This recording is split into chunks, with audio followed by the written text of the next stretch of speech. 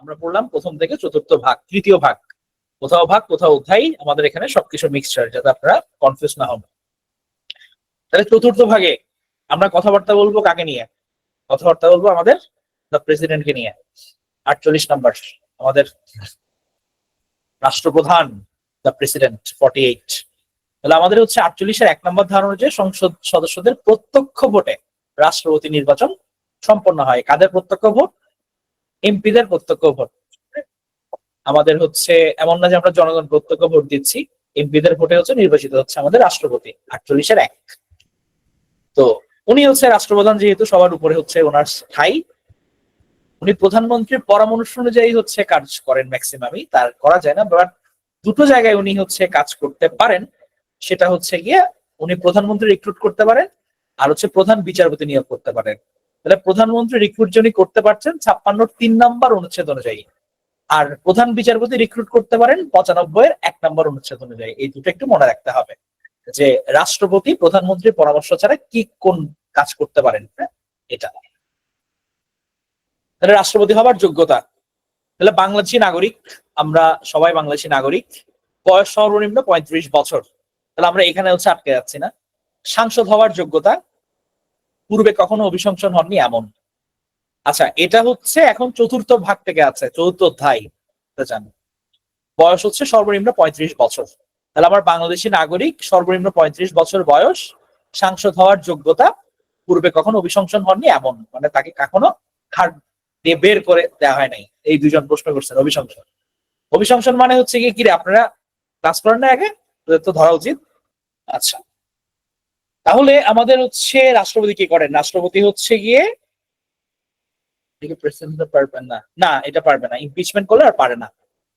তাহলে সংসদে হচ্ছে উনি যেহেতু মানে প্রধান, তাহলে হচ্ছে উনি সংসদে প্রথম হচ্ছে অধিবেশনে রাষ্ট্রপতি ভাষণ দেন। অধিবেশনে মুলতবি ঘোষণার ক্ষমতা হচ্ছে রাষ্ট্রপতির। তো প্রধানমন্ত্রী রাষ্ট্রীয় এবং পররাষ্ট্র নীতি সংক্রান্ত বিষয়াদি সম্পর্কে রাষ্ট্রপতিকে অবহিত করেন, এবং রাষ্ট্রপতি অনুরোধ করলে যে কোনো বিষয় মন্ত্রিসভায় বিবেচনার জন্য পেশ করেন। তাহলে হচ্ছে গিয়ে মানে এটা একটা অফিসিয়াল ইয়ে যে প্রধানমন্ত্রী যখন কিছু দিয়ে এক্সিকিউট করতে চাই, উনি রাষ্ট্রপতিকে এটা জানাতে হয়, এটা হচ্ছে আমার ফুল, এগুলো মুখস্থ করতে হবে না। 49 নম্বর, এটা গুরুত্বপূর্ণ, রাষ্ট্রপতি হচ্ছে ক্ষমা প্রদর্শন করতে পারেন। এটা তার হচ্ছে একদম একাচ্ছত্র একটা ক্ষমতা, যে উনি 49 নম্বর ধারণ অনুযায়ী যে কোনো ধরনের ক্ষমা প্রদর্শন করতে পারেন। তাহলে আমার কি করতে পারছে? সে ক্ষমা প্রদর্শন করতে পারছে। এখন রাষ্ট্রপতির মেয়াদ 50 নম্বরে, কার্যভার গ্রহণের তারিখ থেকে 5 বছরের মেয়াদে তার পদে অধিষ্ঠিত থাকবে সে। তাহলে তার মেয়াদ কেন? আচ্ছা, উনাকে কেন ক্ষমা করেছে? এখন আমাদের যদি হচ্ছে ক্ষমা হিস্ট্রি দেখেন, বেশিরভাগই হচ্ছে পলিটিক্যাল ক্ষমা। ধরেন হচ্ছে আপনি আমার দলীয় লোক, তাহলে হচ্ছে গিয়ে আপনি, আমি আপনাকে কি বললাম, আমি আপনাকে হচ্ছে গিয়ে ছেড়ে দিলাম, ওরকম আপনার লিগ লবি থাকলে তো ব্যাপারটা এরকম হয়ে যায়। তো আমাদের দেশে হচ্ছে যাদের ক্ষমা প্রদর্শন করা হয় ম্যাক্সিমামই, মানে 99% দলীয় বিবেচনা। হ্যাঁ, এবং এটা হচ্ছে 22 নম্বরের সঙ্গে সাংঘর্ষিক। তাহলে 5 বছর তার মেয়াদ, 2 মেয়াদের অধিক সে কি করতে পারবে না, থাকতে পারবে না। যদি করে হচ্ছে গিয়ে স্পিকারের নিকট সে পদত্যাগ করবে। রাষ্ট্রপতি থাকা অবস্থায় এমপি পদে থাকতে পারবে না সে। 51, এটা হচ্ছে দায় মুক্তি। রাষ্ট্রপতি থাকাকালীন তার বিরুদ্ধে কোনো মামলা দায়ের করা যাবে না, কোনো আদালত তাকে জবাবদিহি করতে পারবে না। ঠিক আছে, এটা হচ্ছে তার দায় মুক্তি। আমরা দায় মুক্তি এর আগে কত নম্বরে পড়েছিলাম? আরেকটা দায় মুক্তি কত নম্বরে ছিল? কমেন্ট করে ফেলেন। আমাদের হচ্ছে 46-এ ছিল আমলাদের দায় মুক্তি, সরকারি কর্মচারীদের দায় মুক্তি। তাহলে এখানে আমরা আরেকটা দায় মুক্তি দেখলাম, রাষ্ট্রপতির দায় মুক্তি। এখন আপনারা যারা বলছিলেন অভিশংসন কি, তাহলে এখন যদি ভাই এরকম সবসময় দায় মুক্তি হয়ে যায়, তাহলে কি আমি রাষ্ট্রপতিকে উঠতে পারবো না? সে যদি কোনো আঘাত করে তাকে পারা যাবে, এবং এই ধরনের কাজ করলে সে যদি উল্টাপাল্টা কোনো কিছু করে, তাহলে প্রেসিডেন্টকে সরানোর পথ কি? এটা হচ্ছে আমাদের ইমপিচমেন্ট বা অভিশংসন। এটা জিনিসটা কি? এটা 52 নম্বর অনুচ্ছেদে এটার বর্ণনা করা আছে। অর্থাৎ আপনার যদি কোনো কারণে মনে হয় যে অসদাচরণ করছে কোনো কিছু, অথবা সে রাষ্ট্রবিরোধী কোনো কাজ করছে, যে কোনো তার ফল্ট আছে।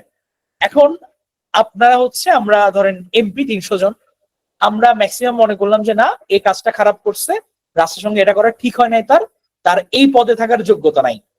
তখন আমরা সবাই মিলে কি করলাম, যারা সংখ্যাগরিষ্ঠ, যারা মনে করেন 300 জনের মধ্যে 200 জন এগ্রিড হলো, তারা কি করবে? তারা হচ্ছে স্পিকারের কাছে হচ্ছে একটা নোটিশ দিবে। নোটিশ দেওয়ার পর বলবে যে নোটিশের মধ্যে যে আমরা অভিশংসন করতে চাই। এখন স্পিকার 14 থেকে 30 দিনের মধ্যে হচ্ছে অধিবেশন ডাকবেন এই ব্যাপারে, যে ঠিক আছে যে আপনারা কি মনে করেন, সবাই কি মনে করেন, এবং টাইমলাইনটা মনে রাখবেন 14 থেকে 30। 14 দিনের আগে রাখতে পারবে না, 30 দিনের পরে রাখতে পারবে না। আর ইন দ্য মিন টাইম সে রাষ্ট্রপতির কাছেও জানতে পারে যে আপনি কেন ধরনের কাজ করছেন বা এই পক্ষে আপনার কোনো যুক্তি আছে কিনা। এখন এই যে উনি অধিবেশন ডাকলেন, 300 জন আসলো, এসে এবার উনি ভোট চাইবে যে তোমরা যদি 2/3 বলো রাষ্ট্রপতিকে বের করে দিতে হবে, তাহলে আমরা বের করে দিব। এবার তখন 2/3 ভোট দিবে, এবং 2/3 ভোট যদি অভিযোগ যথার্থ হয় এবং তারা যদি হাত তুলে, তখন রাষ্ট্রপতির পদ পূর্ণ হবে। এই যে সিস্টেমটা, এটাকে বলা হচ্ছে অভিশংসন। এখানে ইম্পর্টেন্ট কত নাম্বারে বলা হয়েছে অভিশংসনের কথা, এটা 52 নাম্বারে।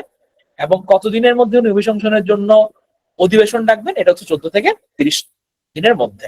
এখন আপনি বলছেন বিড়িতে এরকম হয়েছে কিনা, এই যে দেখেন আপনাদের মনের কথা যে আমরা বুঝতে পারি, এই যে এরকম কথা উঠছিল আমাদের একিএম বদিরুজ্জাহ চৌধুরীর ব্যাপারে, রাষ্ট্রপতির ইম্পিচমেন্টের দাবি তুলছে, বাট এর আগে উনি অবস্থা বুঝে সরে গেছে, এই কারণে আমাদের এখানে এখন পর্যন্ত হয় না এটা।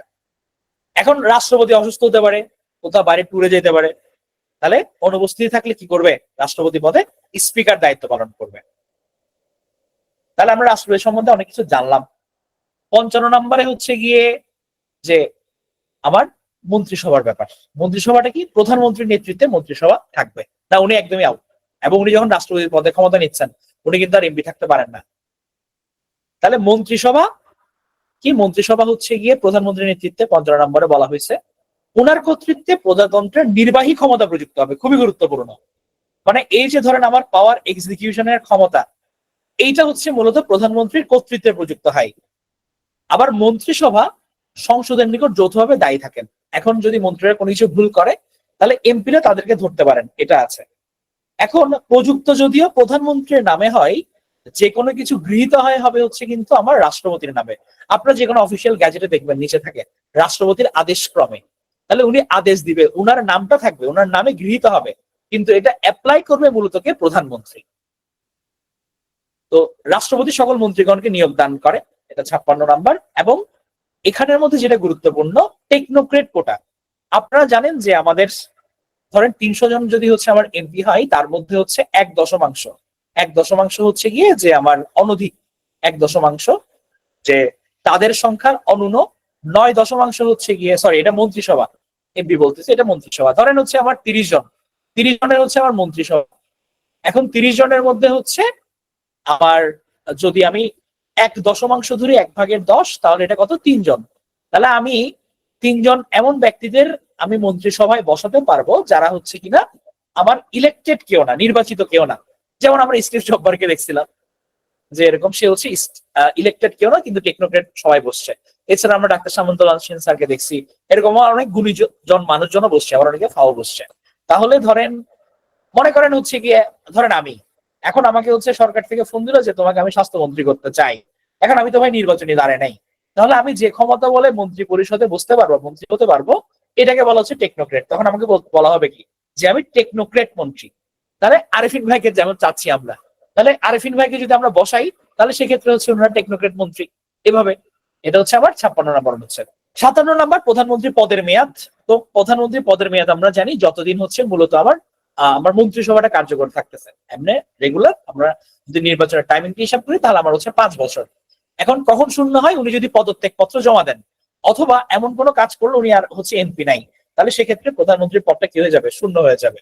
এবং প্রধানমন্ত্রী যদি পদত্যাগ করে, তাহলে সেক্ষেত্রে আমার কি হবে? সেক্ষেত্রে হচ্ছে গিয়ে অন্যান্য মন্ত্রীর পদের মেয়াদ এটা এই হিসেবে গণ্য হবে। ঠিক আছে? মানে পুরোই সবাই হচ্ছে গিয়ে আমার এখানে পদত্যাগ করে ফেলো, ব্যাপারটা এরকম। 58 কস, এটা হচ্ছে গিয়ে পঞ্চদেশ।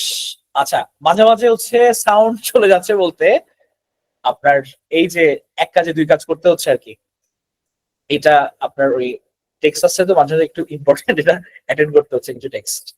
এটা হচ্ছে আপনার 58 ক, যেটা নির্দলীয় তত্ত্বাবধায়ক সরকার।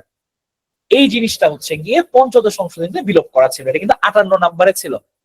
এখানের মধ্যে হচ্ছে যে না, এখানে সবগুলোই পড়তে হবে না। ধরেন আমি কিন্তু রেড কালার দিয়ে কিছু মার্ক করে দিচ্ছি, হ্যাঁ, এবং বলতেছি কোনটা। এখানের মধ্যে ধরেন সব পড়ার ব্যাপারে যেটা আসে, আমার কিছু জিনিস ধরেন প্রশ্ন কঠিন করলো, একটু গতানুগতিক বাইরে করলো, আপনার অনুচ্ছেদ থেকে দিল না। এই যে ধরেন টেকনোক্রেটের কথা বলতেছি, রাষ্ট্রপতি সবাইকে রিক্রুট করে, এগুলো বলতেছে। এই ইনফরমেশন গুলো থেকে প্রশ্ন চলে আসে, ঠিক আছে? এই কারণে হচ্ছে এগুলো একটু বলা, না হলে একটু না রাখলেও হতো, অনেক বই এগুলো নাই। তো এই 58 কতে হচ্ছে নির্দলীয় তত্ত্বাবধায়ক সরকার ছিল, যেটা পঞ্চদশ সংশোধনীতে বিলোপ করা হয়েছিল। তাহলে এটা এখন যেহেতু প্রাসঙ্গিক হয়ে যাচ্ছে, এই কারণে হচ্ছে 58 কতে এটা এখানে দিয়ে দেওয়া। এবার আমরা আসি হচ্ছে গিয়ে আমাদের স্থানীয় শাসন ব্যবস্থায়। যেমন আমাদের হচ্ছে যদি আমরা স্থানীয় সরকার ব্যবস্থার কথা চিন্তা করি, যে আমার একদম অ্যাডমিনিস্ট্রি, আমি যে জায়গায় থাকি আশপাশে আমার কারা আছে, আমি তো চাইলেই তো এমপিকে পাচ্ছি না, তাই না? আমি ধরেন হচ্ছে গ্রামে আছি, আমার ইউনিয়ন পরিষদ আছে, উপজেলা পরিষদ আছে, জেলা পরিষদ আছে। আমি আছি শহরের মধ্যে, হ্যাঁ, এখানের মধ্যে হচ্ছে আমার পৌরসভা, সিটি কর্পোরেশন, এই জিনিসগুলোর মধ্যে হচ্ছে আমার, এগুলোকে বলা হচ্ছে কি যে আমার স্থানীয় সরকার কাঠামো। যেমন 59 নং, তাহলে এখানে হচ্ছে এই স্থানীয় শাসন নিয়ে হচ্ছে আমার বলা হয়েছে, যেমন আইন অনুযায়ী নির্বাচিত ব্যক্তিদের সমন্বয়ে গঠিত প্রতিষ্ঠান সমূহের উপর প্রজাতন্ত্রের প্রত্যেক প্রশাসনিক একাংশে স্থানীয় শাসনের ভার প্রদান করা হইবে। নিম্নলিখিত বিষয় সংক্রান্ত দায়িত্ব অন্তর্ভুক্ত হইতে পারিবে: প্রশাসন এবং সরকারি কর্মচারীদের কার্য, আর হচ্ছে জনশৃঙ্খলা রক্ষা, জনসাধারণের কার্য এবং অর্থনৈতিক উন্নয়ন সম্পর্কিত পরিকল্পনা প্রণয়ন বাস্তবায়ন। এগুলো হচ্ছে গিয়ে আমার লোকাল যারা অ্যাডমিনিস্ট্রেটর তাদের কাজ। ধরেন আমি হচ্ছে একটা এলাকার কাউন্সিলর, তাহলে ওখানকার আমার আন্ডারে যেসব সরকারি কর্মচারী আছে ওরা কি কাজ করবে, অথবা হচ্ছে আমি আমার এলাকার কিভাবে নিয়ম শৃঙ্খলা রক্ষা করব, আমার উন্নয়নের জন্য কি প্ল্যানিং, সবগুলো হচ্ছে আমার কাজ। এটাই হচ্ছে স্থানীয় শাসনের ব্যাপার। 60 নাম্বার, স্থানীয় শাসন প্রতিষ্ঠানের ক্ষমতা। তাহলে যে আগে যে ক্ষমতাগুলো দেখছি এগুলো তো আছেই, এটা ছাড়াও কিন্তু সে চাইলে কি করতে পারবে, সে চাইলে কর আরোপ করতে পারবে, এই পাওয়ারটাও তার মধ্যে আছে, সে চাইলেও কি করতে পারবে, কর আরোপ করতে পারবে। 61 নাম্বার, এটা হচ্ছে আমার সর্বাধিনায়কতা। বাংলাদেশের প্রতিরক্ষা কর্মবিভাগ সমূহের উপর সর্বাধিনায়কতা কি রাষ্ট্রপতির উপর ন্যস্ত থাকে। এটা ইম্পর্টেন্ট, যে আমার সর্বাধিনায়ক ক্যাপ্টেন, যে আপনি কিছু মনে করিয়েন না, আপনাকে ডিসিশন নিচ্ছি না, বাট আপনি হচ্ছে আমার কি সর্বাধিনায়ক। ব্যাপারটা এরকম যে আপনাকে, আপনি সুপ্রিম কমান্ডার, আপনি হচ্ছে আমার ক্যাপ্টেন। এটাকে বলা হচ্ছে কি আমার 61 নাম্বার সর্বাধিনায়কতা। কার? রাষ্ট্রপতি সর্বাধিনায়কতা। এখন রাষ্ট্রপতি কি করতে পারে? রাষ্ট্রপতি হচ্ছে আরেকটা পাওয়ার আছে, এখানে সংসদের অনুমতি ব্যতীত যুদ্ধ ঘোষণা করা যাবে না, কিংবা প্রজাতন্ত্রে কোনো যুদ্ধ অংশগ্রহণ করবে না। এটা 63 নম্বরে বলা আছে। কিন্তু ব্যাপার যেটা, যে আমার আলটিমেটলি সংসদের অনুমতি নিয়ে আমার যুদ্ধ ঘোষণা করবে হচ্ছে রাষ্ট্রপতি। হ্যাঁ, তাহলে রাষ্ট্রপতি হচ্ছে কি করে, নির্বাহী ব্যবস্থা যেহেতু রাষ্ট্রপতির নামে গৃহীত হবে, সেহেতু সংসদের অনুমতি নিয়ে রাষ্ট্রপতি যুদ্ধ ঘোষণা করবে। এই লাইনটা খুব গুরুত্বপূর্ণ, এটা আমরা মনে রাখবো। তাহলে সংসদের অনুমতি নিয়ে রাষ্ট্রপতি কি করবে? রাষ্ট্রপতি যুদ্ধ ঘোষণা করবেন। তাহলে যে সকল যুদ্ধে লাগে না, এগুলো আপনারা রেগুলার ক্লাসে অলরেডি দেখছেন, এগুলোতে হচ্ছে আমার লাগবে না। এবার আসি হচ্ছে আমার অ্যাটর্নি জেনারেল। তাহলে এখন ধরেন হচ্ছে আমার রাষ্ট্রের বিরুদ্ধে তো অনেকগুলো মামলা হচ্ছে, আমরা কিন্তু সংবিধান ওটা রাখছি। এখন রাষ্ট্রের মধ্যে যদি মামলা হয় রাষ্ট্রের বিরুদ্ধে, তাহলে আমার রাষ্ট্রের এমন কেউ থাকা দরকার যে রাষ্ট্রের পক্ষে হয়ে লড়বে। এই রাষ্ট্রের পক্ষের যে উকিল, তাকে বলা হচ্ছে আমার অ্যাটর্নি জেনারেল। এটা কত নম্বরে বলা হয়েছে? 64 নম্বরে। এবং অ্যাটর্নি জেনারেলকে রিক্রুট করবে হচ্ছে আমার রাষ্ট্রপতি। সকল আদালতে হচ্ছে অ্যাটর্নি জেনারেল তার বক্তব্য পেশ করতে পারবে। যেহেতু রাষ্ট্রপতি নিয়োগ করতেছে, রাষ্ট্রপতির ইচ্ছা অনুযায়ী উনি স্বীয় পদে থাকবে এবং পারিশ্রমিক পাবে। রাষ্ট্রপতি যদি মনে করে তাকে 100 টাকা দিবে, 100 দিতে পারবে। যদি মনে করে 10 লাখ টাকা দিবে, 10 লাখ দিতে পারবে। এবং রাষ্ট্রপতি যদি চাই তুমি কাল আজকে রিক্রুট হয়েছো, কালকে বাইরে হয়ে যাও, তাকে বাইরে হয়ে যেতে হবে, রাষ্ট্রপতির ইচ্ছাধীন। তাহলে অ্যাটর্নি জেনারেলের মেয়াদ কত বছর আপনার হচ্ছে গিয়ে বলেন তো? এটা আপনারা অলরেডি জানেন, বলছি। তাহলে বের হয়ে যেতে পারে সে। না না না, প্রধান বিচারপতি অ্যাটর্নি জেনারেল পুরো ডিফারেন্ট, ইচ্ছার উপর কোনো মেয়াদ নাই, 5 বছর না শ্রাবণী। এই কারণে বলছি, হ্যাঁ, এটা হচ্ছে রাষ্ট্রপতির ইচ্ছা অনুযায়ী, ইচ্ছাধীন। তাহলে অ্যাটর্নি জেনারেল হচ্ছে রাষ্ট্রের প্রধান অ্যাডভোকেট, সরকারের প্রধান এবং মুখ্য আইন পরামর্শক। যেমন আপনারা প্রধান বিচারপতি বলছেন, আমার তো বিচার বিভাগ আলাদা। এখন প্রধান বিচারপতি যদি রাষ্ট্রের মুখ্য পরামর্শক হয়, সরকারের কথা শুনে, তাহলে সেই ক্ষেত্রে কি আর বিচার ব্যবস্থা পারফেক্টলি হবে? হবে না। ওভাবে লজিক্যালি চিন্তা করেন, হ্যাঁ। তাহলে রাষ্ট্রের প্রধান অ্যাডভোকেট হচ্ছে অ্যাটর্নি জেনারেল, উনি যেটা কথা বলবে এটা কাইন্ড অফ হচ্ছে রাষ্ট্রের কথা, রাষ্ট্রের পক্ষের আইনজীবী, এটা হচ্ছে আমার অ্যাটর্নি জেনারেল। তো এই যে অ্যাটর্নি জেনারেল, উনি হচ্ছে কিন্তু আবার বার কাউন্সিলের প্রধান। হ্যাঁ, যে এখানে হচ্ছে আপনাদের কি দিবে, আপনাদের সনদ লাইসেন্স দিবে। তো বাংলাদেশের হচ্ছে যিনি প্রথম অ্যাটর্নি জেনারেল ছিলেন, ওনার নাম হচ্ছে M.H. খন্দকার। 59, 60, কিন্তু মনোযোগ দিতে হবে তো, লস্ট হওয়া যাবে না। এতক্ষণ পরে এসে আছে, এটা পরে যখন বলবো তখন আবার এটা ইয়ে হবে, এত পিছনে এখন যাব না, রেকর্ড দেখে নিবেন। তো প্রথম অ্যাটর্নি জেনারেল হচ্ছে আমার M.H. খন্দকার। হ্যাঁ, বর্তমান যিনি হচ্ছে অ্যাটর্নি জেনারেল, যিনি 17তম, ওনার নাম হচ্ছে মোহাম্মদ আসাদুজ্জামান। তাহলে আমরা রাষ্ট্রপতি থেকে অনেক কিছু দেখলাম, উনি অনেককে রিক্রুট করতে পারছে। তো এরকম হচ্ছে গিয়ে যিনি রাষ্ট্রপতির নিয়োগ ক্ষমতা দিচ্ছি আমরা, যে 56 জন অনুচ্ছেদ অনুযায়ী প্রধানমন্ত্রীকে রিক্রুট করতে পারছে রাষ্ট্রপতি। 64 নম্বর অনুচ্ছেদ অনুযায়ী হচ্ছে অ্যাটর্নি জেনারেল। 95 নম্বর অনুচ্ছেদ অনুযায়ী হচ্ছে প্রধান বিচারপতি। 118 নম্বর অনুচ্ছেদ অনুযায়ী হচ্ছে প্রধান নির্বাচন কমিশনার। এদেরকে হচ্ছে উনি কি করতে পারছেন, রিক্রুট করতে পারছেন। এটা খুবই গুরুত্বপূর্ণ। আর আমরা যে দায় মুক্তির কথা বললাম, দায় মুক্তিকে হচ্ছে ইংরেজিতে কি বলা হয়, ইনডেমনিটি বলা হয়। ইনডেমনিটি বা দায় মুক্তি, এটা শাস্তি এড়ানোর আইনি ব্যবস্থা। তাহলে এই যাদেরকে দায় মুক্তি করা হচ্ছে, আমরা এখন পর্যন্ত 2টা দেখেছি, সামনে আরেকটা দেখবো। তাহলে সরকারি কর্মচারীদের হচ্ছে 40 নাম্বার, রাষ্ট্রপতির বললে এটা হচ্ছে আমার 51 নাম্বার, আর সংসদ সদস্যদের বিশেষ অধিকার এবং দায় মুক্তির কথা বললে এটা হচ্ছে আমার 78 নাম্বার। ঠিক আছে, এই জিনিসগুলো আমরা একটু মনে রাখতে হবে আমাদের ভালো করে। এখন দেখি বলেন, অ্যাটর্নি জেনারেল কোন বিভাগের অধীন, কোন বিভাগ হতে পারে? এগুলো পুরোনো প্রশ্ন, রেগুলার ব্যাচ গুলোতে অলরেডি পড়াইছে আপনাদের। বিচার, নির্বাহী নাকি হচ্ছে আইন বিভাগ, সে কার হয়ে কাজ করছে। আমরা এখন কোন বিভাগটা বললাম, এটা নির্বাহী বিভাগ, সিম্পল হিসাব। এখন অ্যাটর্নি জেনারেল অ্যাডভোকেট দেবে, আবার হচ্ছে বিচার বিভাগ দাগাই দিবেন না, ঠিক আছে? উনি সবসময় হচ্ছে অ্যাডমিনিস্ট্রেশনের অংশ। এবার রাষ্ট্রপতি নিয়ে আমরা হচ্ছে বলছি। আচ্ছা, 59 জানতে চাইছিলেন। 59 হচ্ছে গিয়ে আমার স্থানীয় শাসন ব্যবস্থা, যে আপনার এলাকার যিনি থাকবেন, ধরেন আপনার কাউন্সিলর, আপনার হচ্ছে ইউনিয়ন পরিষদের চেয়ারম্যান, জেলা পরিষদের চেয়ারম্যান, তাদের হচ্ছে গিয়ে নিয়ে যেটা গঠিত, এটাই হচ্ছে আমার স্থানীয় শাসন ব্যবস্থা। 59 নম্বরে এটাই। আর 60 নম্বরে তাদের বিভিন্ন ক্ষমতা নিয়ে বলা হয়েছে, এবং উনি চাইলে কিন্তু আপনাদের উপর কর আরোপ করতে পারে। এটাই 59 আর 60। আচ্ছা, এখন আমাকে বলেন যে এই যে রাষ্ট্রপতির হচ্ছে গিয়ে ক্ষমা প্রদর্শন, এটা কত নম্বরে বলা হয়েছে? রাষ্ট্রপতির ক্ষমা প্রদর্শন নিয়ে কত পর্যন্ত বলা হয়েছে? এবার বলেন আমাকে, দায় মুক্তির কথা কত নম্বরে বলা হয়েছে? আবার 51 নম্বরে বলা হয়েছে। মন্ত্রিসভা গঠন কত নাম্বার? 55 নাম্বার। আচ্ছা, আমাদের কিন্তু ধরেন রিভিশন, মানে একে তো রিভিশন, এখানের মধ্যে হচ্ছে আবার রিক্যাপটা, এটা আমাদের জন্য একটু বিলাসিত হয়ে যায় সময়ের হিসাব বিবেচনা করলে, ঠিক আছে? সো আপনারা যখন হচ্ছে পড়াচ্ছি, একটু মনোযোগ দিয়ে এটা পড়তে হবে। হ্যাঁ, সবগুলো তো আর ক্লাসে কাভার হবে না, তাই না? আমরা অনেকবার হচ্ছে গিয়ে আপনার ইয়ে করছি। সো একে রিক্যাপ ক্লাস, আবার আবার রিক্যাপ, এটা এটা একটু অযৌক্তিক হয়ে যায়, ঠিক আছে? তো আমরা যখন ক্লাস করবো, আমরা মনোযোগ দিয়ে করতে হবে, ঠিক আছে? তো আমি আরেকবার বলে যাচ্ছি। আমি জাস্ট 48 নাম্বার প্রেসিডেন্ট ছিল, এখানের মধ্যে 48 এক হচ্ছে নির্বাচন হলো, 48-এর 3-এ উনি রিক্রুট করছে প্রধানমন্ত্রীর পরামর্শ অনুযায়ী, 56-র 3 প্রধানমন্ত্রী, 95 এক অনুযায়ী হচ্ছে প্রধান বিচারপতি নিয়োগ দেন। এগুলো প্রধানমন্ত্রীর পরামর্শ ছাড়া করতেছে। 48-এর 4-এ রাষ্ট্রপতির যোগ্যতার কথা বলছে, নাগরিক, সর্বনিম্ন 35 বছর, সাংসদ, পূর্বে গণ অভিশংসন হননি, এরকম। 49-এ উনি কি করছেন, ক্ষমা প্রদর্শন করছেন রাষ্ট্রপতি। 50 নম্বরে রাষ্ট্রপতির মেয়াদ। 51 নম্বর ওনাকে দায় মুক্তি দেওয়া হচ্ছে। 52 নম্বর তাকে ইমপিচ করে ফেলতেছে। 54 নম্বর রাষ্ট্রপতি যদি না থাকে তাহলে স্পিকার দায়িত্ব পালন। নাম্বারের চেয়ে এখানে কে দায়িত্ব পালন করছে এটা গুরুত্বপূর্ণ। 55 নম্বরে আবার মন্ত্রিসভা গঠন করতেছে, তবে নির্বাহী ক্ষমতা প্রযুক্ত হচ্ছে প্রধানমন্ত্রীর নামে, তবে গৃহীত হচ্ছে রাষ্ট্রপতির নামে।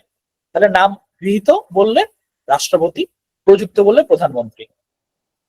56 নম্বর এখানে রিক্রুট করছে, তবে টেকনোক্রেট, এটা ইম্পর্টেন্ট। এখানে 1/10, এই জিনিসটা ইম্পর্টেন্ট, 10 ভাগের 1 ভাগ। 1/10 হচ্ছে অনধিক, সর্বোচ্চ 1/10 কি করতে পারি আমি, ইলেকটেড ছাড়া আমি বসাতে পারবো। 58 ক হচ্ছে নির্দলীয় তত্ত্বাবধায়ক সরকার, এটা এখনো নাই, যদিও এটা 50 সংসদে বিলোপ হয়েছে। 59-এ বলছিলাম স্থানীয় শাসন নিয়ে। 61 কি বলছি, রাষ্ট্রপতি আমার সর্বাধিনায়ক। 63 নম্বর, আমার সংসদের অনুমতি ব্যতীত যুদ্ধ ঘোষণা করা যাবে না, অথবা প্রজাতন্ত্র কোনো যুদ্ধে অংশগ্রহণ করবে না। তাহলে যুদ্ধ ঘোষণা করবে কে? যুদ্ধ ঘোষণা করবে হচ্ছে আমার রাষ্ট্রপতির নামে, এটা গৃহীত হবে, সংসদের অনুমতি নিয়ে রাষ্ট্রপতি যুদ্ধ ঘোষণা করবেন। 64 নম্বর বলছি অ্যাটর্নি জেনারেলের কথা, রাষ্ট্রের কি মুখ্য অ্যাডভোকেট। রাষ্ট্রপতি নিজের ইচ্ছায় তাকে নিয়োগ করেন, চাইলে তাকে বাদও দিতে পারেন, এবং তার বেতনটাও রাষ্ট্রপতির ইচ্ছাধীন। সে যে কোনো জায়গায় গিয়ে বাংলাদেশের যে কোনো আদালতে বক্তব্য রাখতে পারে। সরকারের প্রধান এবং মুখ্য আইন পরামর্শক। আর হচ্ছে বার কাউন্সিলের হচ্ছে প্রধান হচ্ছে অ্যাটর্নি জেনারেল। আর বর্তমান এবং 17তম অ্যাটর্নি জেনারেল নাম হচ্ছে কি মোহাম্মদ আসাদুজ্জামান। রাষ্ট্রপতির নিয়োগ ক্ষমতা, এদেরকে রিক্রুট করা যাচ্ছে 56 অনুচ্ছেদ অনুযায়ী প্রধানমন্ত্রীকে, 64 নম্বর অনুযায়ী অ্যাটর্নি জেনারেল, 65 নম্বর প্রধান বিচারপতি, 118 নম্বর অনুযায়ী প্রধান নির্বাচন কমিশনার। ইন্ডেমনিটি দায় মুক্তি 46 নম্বরে হচ্ছে সরকারি কর্মচারীর দায় মুক্তি, 51তে রাষ্ট্রপতির দায় মুক্তি এবং 78 নম্বরে হচ্ছে সংসদ সদস্যের দায় মুক্তি, যেটা আমরা সামনে আরো ডিটেলে পড়বো। এবার আসি হচ্ছে আমরা পঞ্চম অধ্যায়ে, আমাদের হচ্ছে আইনসভা। যে আমি তাহলে হচ্ছে এতক্ষণ আমি টিয়ে পড়লাম, কি বলে মন্ত্রী দেখলাম একটু সুপিরিয়র মানুষজন রাষ্ট্রের, এখন হচ্ছে তার চেয়ে এক ধাপ নিচে এমপিদের নিয়ে একটু আমরা চলেন পড়ি। তাহলে প্রথমে হচ্ছে 65 নাম্বার, তাহলে আমি এমপি মানেই তো হচ্ছে আমার সংসদ লাগবে, তাহলে আমার house of the nation 65 number সংসদ প্রতিষ্ঠা। 300 জন মেম্বার নিয়ে প্রত্যক্ষ নির্বাচনের মাধ্যমে নির্বাচিত, এদেরকে নিয়ে হচ্ছে সংসদ প্রতিষ্ঠা হয়, হাউস অফ দ্য নেশন। 300 আসনের পরে 50টা নারী আসন 2044 সাল পর্যন্ত সংরক্ষিত হবে। এটা হচ্ছে গিয়ে আপনার এর মধ্যে বলা হয়েছে। মন্ত্রী আর এমপি আলাদা না, এমপি আপনি মন্ত্রী হতে হলে আপনাকে অবশ্যই এমপি হতে হবে, ঠিক আছে। সো আমার ধরেন হচ্ছে মন্ত্রণালয়ের মধ্যে 50 জন মন্ত্রী আছে ফর এক্সাম্পল, বাট আমার সংসদ তো হচ্ছে আমার 300 জন আছে, তো আমি 300 জন এমপি থেকে আমি বেছে নিয়ে মন্ত্রী পরিষদ বানাবো। হ্যাঁ, এটাই যাচ্ছে পার্থক্য। তাহলে আমার নির্বাচিত হচ্ছে আমার 300 জন সদস্য, আর 300 জনের বাইরে সংরক্ষিত মহিলা আসনে আছে আরো 50 জন, এবং এটা 2044 সাল পর্যন্ত আমাদের সংবিধানে মেনশন করা আছে যে 2044 পর্যন্ত এরকম 50 জন করে তোমরা নিবা, টোটাল 350 জন হবে। তাহলে সংসদে নির্বাচিত হওয়ার যোগ্যতা অযোগ্যতা, যোগ্যতা দুইটা, আপনারা যে কেউ পারবে এখন এই বয়সে, 25 বছর বয়স লাগবে, আমার বাংলাদেশি নাগরিক লাগবে। তবে অযোগ্যতা আছে কিছু 7টা।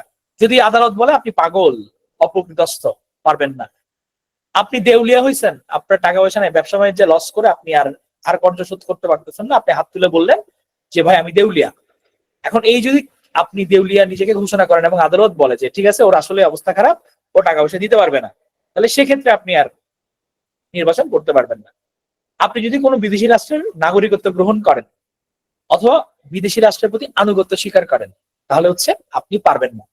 আপনার যদি কোনো ফৌজদারি অপরাধে দোষী সাব্যস্ত হয়ে আপনার 2 বছরের কারাদণ্ডে দণ্ডিত হন এবং মুক্তি লাভের পরে যদি 5 বছর অতিবাহিত না হয়, ধরেন হচ্ছে গিয়ে আপনাকে কারাদণ্ড দেওয়া হলো, দেওয়ার পর হচ্ছে গিয়ে আপনি 3 বছর আগে মুক্তি পাইলেন, তাহলে আপনি পারবেন না, মিনিমাম 5 বছর অতিবাহিত হওয়া লাগবে। এছাড়া 1972 সালে যে বিশেষ ট্রাইব্যুনাল আদেশ হয়েছিল দালাল আইন, পাকিস্তানের পক্ষে দালালি করছিল, এই ধরনের যদি আপনি অপরাধে দণ্ডিত হয়ে থাকেন তাহলে সেক্ষেত্রে আপনাকে দেওয়া হবে না। আপনি যদি কোনো হচ্ছে লাভজনক পদে অধিষ্ঠিত থাকেন তাহলে হবে না। আপনি ধরেন হচ্ছে গিয়ে কোনো জব করতেছেন, গভর্নমেন্ট জব, এখন তার উপর হচ্ছে আপনি আবার এমপি, ভাই লাভ নাই। আর তিনি কোনো আইনের দ্বারা যদি কোনো অযোগ্য হন, ধরেন আপনি এমন কোনো ঝামেলা করে ফেলছেন যেটার কারণে আপনি অযোগ্য, তাহলে আপনি পারবেন না, এটা সম্ভব না। আনুগত্য বলতে হচ্ছে গিয়ে ধরেন হচ্ছে আপনি বাংলাদেশের হয়ে ধরেন আপনি এমন ভাবে হচ্ছে আমেরিকার প্রতি লয়াল, তো আপনার সব কাজেই তার স্বার্থের কথা চিন্তা করে কাজ করেন আপনি সবসময় এখন, এবং এটা হচ্ছে ওপেন এবং প্রুভড, তখন সেক্ষেত্রে আপনাকে কেমনে দিবে না, কারণ আপনি ক্ষমতায় বসলেও কি করবেন, আপনি তারই তাবেদারি করবেন, ব্যাপারটা এরকম। 67 নাম্বার, সদস্যদের আসন শূন্য হওয়া খুবই গুরুত্বপূর্ণ। ধরেন হচ্ছে গিয়ে আজকে মের 1 তারিখ ফর এক্সাম্পল, তো আপনি যদি হচ্ছে 90 দিনের মধ্যে শপথ গ্রহণ না করেন, প্রথম বৈঠকের তারিখ থেকে মের 1 তারিখ, আজকে হচ্ছে আমার প্রথম বৈঠক হচ্ছে হওয়ার কথা, এটার পর যদি হচ্ছে আপনার 90 দিনের মধ্যে শপথ গ্রহণ যদি আপনি না করেন, আমি শপথ করতেছি যে যদি এটা আপনি না বলেন, 90 দিন সময় আছে, আজকে মিটিং হইলো প্রথম মিটিং, 90 দিনের মধ্যে ভাই তোমাকে শপথ গ্রহণ করতে হবে, যদি তুমি না করো তাহলে তুমি বাদ।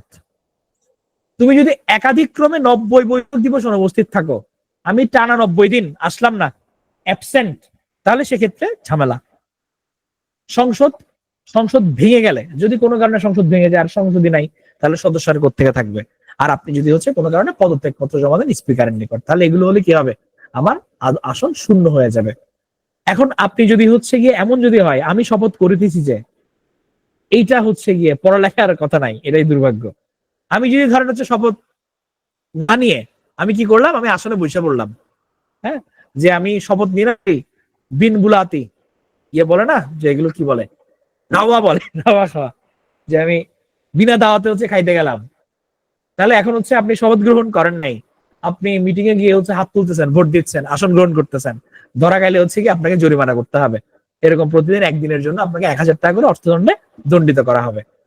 এরপর হচ্ছে গিয়ে হ্যাঁ মাত্র 1K ফ্লোর ক্রসিং। এটা হচ্ছে গিয়ে সবচেয়ে একটা আলোচিত বিষয়, যেটা নিয়ে হচ্ছে এখন আলোচিত হচ্ছে, পক্ষে বিপক্ষে অনেক মানুষ আছে। এটাকে বলা হচ্ছে বিশ্বাসঘাতক। ধরেন হচ্ছে গিয়ে আপনি হচ্ছে এমপির, ধরেন আপনি এনসিপির, আপনি এমপি, এখন হচ্ছে গিয়ে ভোটাভুটি হচ্ছে, এখন হচ্ছে আপনি ক্ষমতায় গেল বিএনপি, এখন আপনি হচ্ছে বিএনপির পক্ষে হচ্ছে আপনি হাত তুললেন, আপনি কিন্তু এনসিপির, বাট এনসিপির ম্যান্ডেট ভিন্ন। এখন আপনি যদি হচ্ছে নিজের দলের এগেইনস্টে যদি হচ্ছে ভোট দেন এবং হচ্ছে আপনি কোনো কারণে এমপি হয়েছেন ওই দল থেকেই, পরবর্তীতে আপনি পোল্টি নিলেন, আপনি এনসিপি থেকে এমপি হয়ে পোল্টি নিয়ে আপনি বললেন যে আমি তো বিএনপিতে জয়েন করব। এখন এরকম যদি বিশ্বাসঘাতকতা হয়, এটাকে বলা হয় ফ্লোর ক্রসিং। তাহলে কোন রাজনৈতিক দলের প্রার্থী মনোনীত হয়ে সাংসদ নির্বাচিত হয়ে যদি উক্ত দল হতে পদত্যাগ করেন অথবা সংসদে উক্ত দলের বিপক্ষে ভোট দান করেন, সেটা হচ্ছে কি আমার ফ্লোর ক্রসিং। তাহলে সংসদে তার আসন শূন্য হবে, তবে তিনি সেই কারণে পরবর্তী কোন নির্বাচনে সংসদ সদস্য হইবার অযোগ্য হইবেন না। কেউ যদি ফ্লোর ক্রসিং করে ফেলে তাহলে একদম তার সারা ওমা সারা হয়ে যাবে। এছাড়া আছে কি যে তার আপনার 71 দ্বৈত সদস্যতায় বাধা। এখন আপনার হচ্ছে কেউ কেউ দেখবেন যে আমার ডাবল ইলেকশন করে 2-3টা আসন থেকে, আপনি জিতে গেলেন, ধরেন 2টা আসনে নির্বাচিত করে, আপনি ব্যাপক পপুলার নেতা, বাট আপনাকে ছেড়ে দিতে হবে, একটা আসন রেখে 30 দিনের মধ্যে আপনি বাকিগুলো ছেড়ে দিবেন।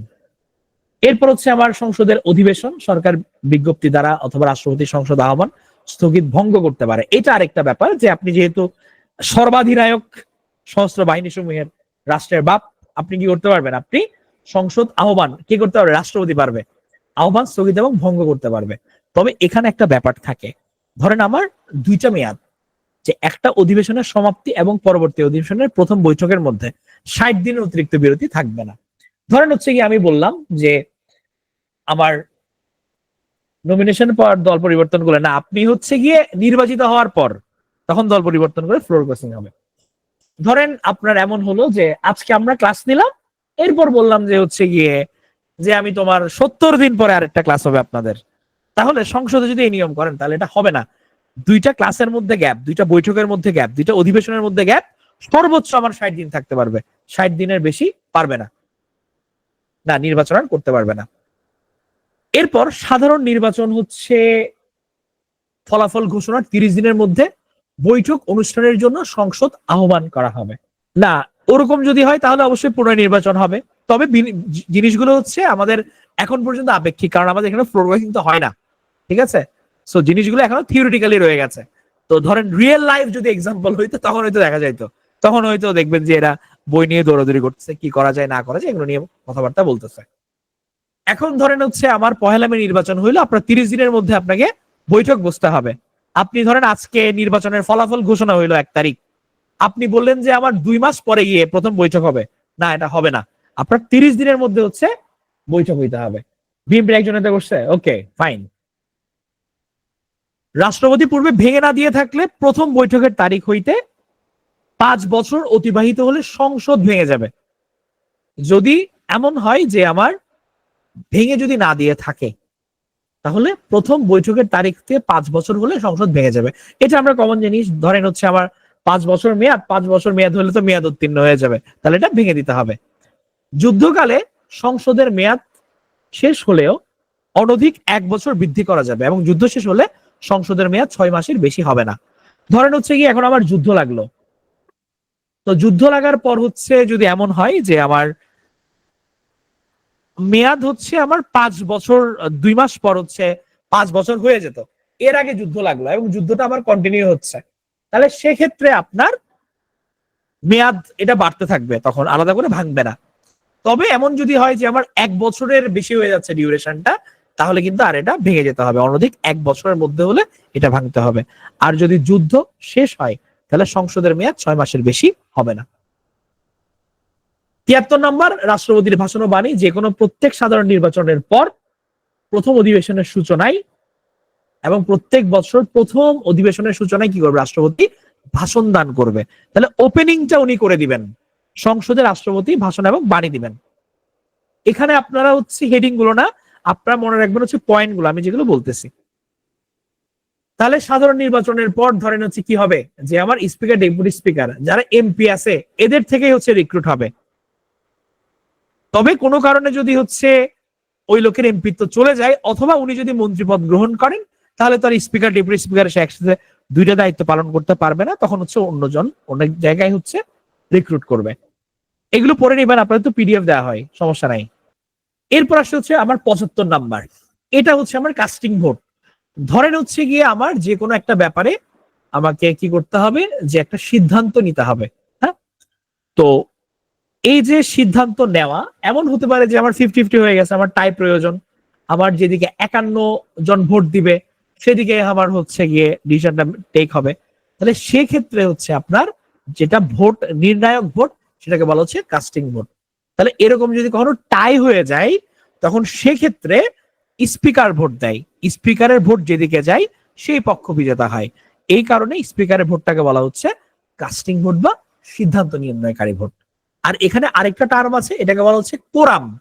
ধরেন হচ্ছে আমার 300 জন মেম্বার, এখন আমি অধিবেশন ডাকলাম, উপস্থিত হলো 40 জন, মিটিং হবে না, আমাকে মিনিমাম 60 জন লাগবে একটা অধিবেশন অনুষ্ঠিত হওয়ার জন্য, এটাকে বলা হচ্ছে কোরাম। তাহলে ন্যূনতম 60 জন না থাকলে আমার কি হবে না, কোরাম হবে না। এখন যদি 60 জনের কম উপস্থিতিতে কি করবে, স্পিকার ঘন্টা বাজাতে থাকবে, 5 মিনিট ধরে ঘন্টা বাজাবেন, এটাও যদি হচ্ছে কোরাম ফিল আপ না হয়, তাহলে স্পিকার বলবে হচ্ছে বৈঠক মুলতবি, শেষ। 76 নাম্বার সংসদের স্থায়ী কমিটি। আমরা জানি যে যারা আমাদের বিভিন্ন এমপিরা আছেন ওদেরকে নিয়ে স্থায়ী কমিটি গঠিত হয়, তারা বিভিন্ন ব্যাপারে দিক নির্দেশনা প্রদান করেন, বিভিন্ন কমিটি হয় যে যার, ধরেন রেলওয়ে বিষয়ক কমিটি, কৃষি বিষয়ক কমিটি, উন্নয়ন বিষয়ক কমিটি, এভাবে ভাগ করে দেয়, সড়ক যোগাযোগ বিষয়ক কমিটি। হ্যাঁ, এটা হচ্ছে কি আমরা স্থায়ী কমিটি, জাস্ট এখানে মনে রাখবেন যে 76 নাম্বারে স্থায়ী কমিটি নিয়ে বলা হয়েছে। 77 নাম্বার সেই ন্যায়পাল। সংসদ আইনের ধারা ন্যায়পালকে মন্ত্রণালয়, সরকারি কর্মচারী বা সংবিধিবদ্ধ কর্তৃপক্ষের যে কোনো কার্য সম্পর্কে তদন্ত ক্ষমতা প্রদান করে। এটা হচ্ছে আমার ন্যায়পাল। ন্যায়পাল কি করবে, ন্যায়পাল হচ্ছে তদন্ত ক্ষমতা প্রদান করবে, আপনি বিচার করতে পারবেন। 77 নম্বরে এটা বলছে। তো ন্যায়পাল পদ প্রবর্তিত হয়েছিল হচ্ছে সুইডেন, এটা আমরা পড়ে আসছি। আমাদের 72 সাল থেকে কিন্তু এটা ঢুকছে, বাট এখন পর্যন্ত ন্যায়পালে কাউকে রিক্রুট করা হয় না। আর ন্যায়পাল আইন প্রদান করা হয়েছে হচ্ছে 1980 সালে, তবে কোনো ন্যায়পাল নাই। আর 78 নাম্বার দায় মুক্তি সংসদ সদস্যদের, এটা আপনাদের বলছি। 79 নাম্বার সংসদ সচিবালয়ে থাকবে। 80 নাম্বার আইন প্রণয়ন পদ্ধতি। ধরেন এখন হচ্ছে আপনি একটা আইন প্রণয়ন করতে চান, সংসদে আপনি কি করলেন, আমি প্রস্তাবটা উঠালাম, কি হিসেবে উঠাবো, এটা আমি বিল আকারে উঠাবো, বিল। সংসদ যদি বিলটা গ্রহণ করে, তাহলে তখন আমি সম্মতির জন্য রাষ্ট্রপতির নিকট পেশ করব। হ্যাঁ, ধরেন হচ্ছে আপনারা সংসদ, আপনারা বললেন যে ভাই এই জিনিস, তখন আমি এটা আরেফিন ভাইয়ের কাছে ধরেন হচ্ছে পেশ করলাম, তাহলে সম্মতির জন্য আমি কি করলাম, রাষ্ট্রপতির নিকট পেশ করলাম। এখন রাষ্ট্রপতি কি করবে, রাষ্ট্রপতি হচ্ছে কোনো বিল পেশ করার 15 দিনের মধ্যে সম্মতি দিবে। তাহলে আমরা বলবো ঠিক আছে ভাই, আরেফিন ভাই আপনি হচ্ছে 15 দিনের মধ্যে হচ্ছে সম্মতি দিবেন। এবং আপনার কাছে যদি মনে হয় যে না এটা জিনিসটা ঠিক না, আপনি হচ্ছে ভাই আবার ব্যাক দিবেন, আমরা আবার আলোচনা করবো স্টুডেন্টদের সাথে, তারপর যেটা ঠিক মনে হয় সেটা আপনার কাছে পাঠাবো। হ্যাঁ, এখন হচ্ছে আমরা ঠিকঠাক করে হচ্ছে রাষ্ট্রপতির কাছে পাঠালাম, আরেফিন ভাইয়ের কাছে পাঠাইলাম। এখন এবার হচ্ছে কি আপনার ডিউরেশনটা কমে যাবে, যখন আমি আপনাকে ঠিক করে পাঠাবো তখন বলবো যে ভাই ঠিক আছে, এখন আপনার টাইম 7 দিন, 7 দিনের মধ্যে হচ্ছে আপনি ডিসিশন জানাবেন। এখন যদি 7 দিনের মধ্যে ডিসিশন না জানাই, তখন কি হবে, তখন বলবো ঠিক আছে এটা গৃহীত হয়ে গেছে আইনটা। তাহলে এটাকে বলা হচ্ছে আমার বিলের কিভাবে প্রসেস হয়। তাহলে সংসদ সদস্যরা একটা বিল উত্থাপন করলো, বিলটা সম্মতির জন্য রাষ্ট্রপতির কাছে গেল, আমি তাকে টাইম দিলাম হচ্ছে 15 দিন। এখন সে যদি 15 দিনের মধ্যে আমাকে উত্তর না দেয়, অথবা আমাকে ফাইলটা দেখে কি কি ভুল হয়েছে এটা আইডেন্টিফাই করে না পাঠাই, 15 দিন যদি ক্রস করে যাই, সংসদ ধরে নিবে রাষ্ট্রপতি সম্মতি দিয়েছে, এটা কার্যকর হয়ে যাবে। এখন রাষ্ট্রপতি ফাইলটা পড়লো, কিছু ভুল খুঁজে পেল, আপনাকে ভুল সংশোধন করার জন্য আমাদের কাছে পাঠালো, আমরা ভুলগুলো সংশোধন করে আবার রাষ্ট্রপতির কাছে পাঠালাম। যখন আমি পাঠাবো তখন হচ্ছে গিয়ে মেয়াদ হবে 7 দিন। 7 দিনের মধ্যে যদি উনি সম্মতি না দেন, তখন হচ্ছে এটা গৃহীত হয়ে যাবে। এবং রাষ্ট্রপতি যখন সম্মতি দিয়ে ফেলে যে কোনো বিলকে, তখন সেটা হচ্ছে আইনে পরিণত হয়। তাহলে এখানে ইম্পর্টেন্ট জিনিস হচ্ছে রাষ্ট্রপতির সম্মতি ছাড়া কোনো বিল কিন্তু আইনে পরিণত হতে পারে না। সংসদে আমি যখন একটা খসড়া উঠাচ্ছি তখন হচ্ছে আলোচনার পর একটা বিল, রাষ্ট্রপতি যখন রাষ্ট্রপতির সিল পড়ে যাবে তখন এটা হয়ে যাবে আমার আইন। তাহলে সংসদে উত্থাপিত আইনের যে খসড়া এটা হচ্ছে বিল, সংসদ কর্তৃক পাশ হওয়ার পর রাষ্ট্রপতি যখন পাশ করে ফেলে তখন গিয়ে হচ্ছে এটা আমার আইনে পরিণত হচ্ছে। তাহলে কিছু বিল আছে যেগুলোর জন্য হচ্ছে সংখ্যাগরিষ্ঠতা যথেষ্ট, আর কিছু বিশেষ বিল আছে যেগুলোর জন্য কি আছে সংসদের 2/3 সম্মতিও লাগে, এগুলোকে বলা হচ্ছে বিশেষ বিল, যেমন সংশোধনী বিল। তাহলে কিছুর মধ্যে ধরেন আমার 300 জনের মধ্যে আমার 160 জন বললো, এটা তো সংখ্যাগরিষ্ঠ। হ্যাঁ, 7 দিনের মধ্যে যদি সে সম্মতি না দেয় তাহলে সেক্ষেত্রে এটা হচ্ছে আইনে পরিণত হয়ে যাবে, এটা পাস্ট ধরবে। মানে আপনার এটা সংশোধনের ক্ষেত্রে, তবে এটা মনে রাখতে হবে যে 7 দিনের ব্যাপারটা এটা কিন্তু সংশোধনের ক্ষেত্রে আপনি প্রথমে পাঠাইছেন, 15 দিন ডিউরেশন আছে, 15 দিনের মধ্যে উনি ব্যাক করলো না, তাহলে আপনি অ্যাপ্রুভ ধরে নিলেন। উনি 15 দিনের মধ্যে ব্যাক করলো কিছু ভুল আইডেন্টিফাই করে, আপনি সংশোধন করে আবার পাঠালেন, এই যে আবার পাঠালেন পুনরায় সংশোধনের পর, এখন যদি উনি 7 দিনের মধ্যে সম্মতি না দেন তখন হচ্ছে এটা অ্যাপ্রুভ বলে গৃহীত হয়ে যাবে। এখন যেসব বিলের মধ্যে আমার সংখ্যাগরিষ্ঠতা লাগে শুধু, সেটা হচ্ছে কি আমার সাধারণ বিল। আর কিছু বিলের মধ্যে হচ্ছে আমার 2/3 সম্মতি লাগে, যেমন 300 জন যদি থাকে 300 জনের 2/3, এটা হচ্ছে গিয়ে বলা হচ্ছে কি আমার বিশেষ বিল, এটা হচ্ছে আমার সংশোধনী বিল। ঠিক আছে। সরকারি বিল, মন্ত্রী কর্তৃক উত্থাপিত বিল, এটা 15 ওয়ার্কিং ডেজ। যে কোনো কিছু গভর্নমেন্ট নিয়ম মানে হচ্ছে আমার ওয়ার্কিং ডেজ এ হিসাব করতে হবে। আচ্ছা, আপনারা বুঝতে পারতেছেন তো? আপনারা কি পড়া ধরতে পারতেছেন নাকি প্যাচ লাগতেছে? এবার আসে হচ্ছে আমার 81 নাম্বার, এটা হচ্ছে অর্থ বিল।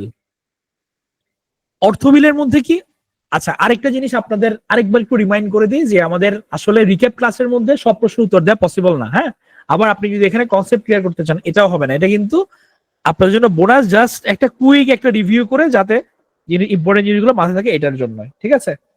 সো আপনার যদি আপনার ডিটেল জানতে চান প্রিভিয়াস রেকর্ড গুলো দেখতে হবে। হ্যাঁ, তো 81 নাম্বার হচ্ছে আমার অর্থ বিল। অর্থ বিলের মধ্যে হচ্ছে কোন কর আরোপ, নিয়ন্ত্রণ, রদ বদল বা মৌকুফ স্থগিতকরণ, এগুলো নিয়ে আলোচনা হয়। বিভিন্ন যে আমার রাষ্ট্র পরিচালনার জন্য যা কিছু দরকার এটা নিয়ে এখানে আলোচনা হবে। এখানে শুধু মনে রাখবেন হচ্ছে গিয়ে যে আমার 81 নাম্বার আমার হচ্ছে অর্থ বিলটা। 84 নাম্বার আবার সংযুক্ত তহবিল বা সরকারি হিসাব, এটা তো গুরুত্বপূর্ণ না। 87 নাম্বারে আমার হচ্ছে বার্ষিক আর্থিক বিবৃতি অথবা বাজেটের কথা বলা হয়েছে। 87-এ কিসের কথা? বাজেটের কথা। তাহলে আমার অর্থ বিল 81 নাম্বার আর বাজেট হচ্ছে আমার 87 নাম্বার। এবার আসি হচ্ছে আমার ইমার্জেন্সি মোমেন্টে কি করবে রাষ্ট্রপতি। 93 নাম্বার অনুচ্ছেদ, অধ্যাদেশ প্রণয়ন ক্ষমতা। কোনো কারণে সংসদ ভেঙে গেছে অথবা আপনার হচ্ছে কি অধিবেশন নাই এখন, কিন্তু একটা জরুরি প্রয়োজন, তখন রাষ্ট্রপতি কি করতে পারবে?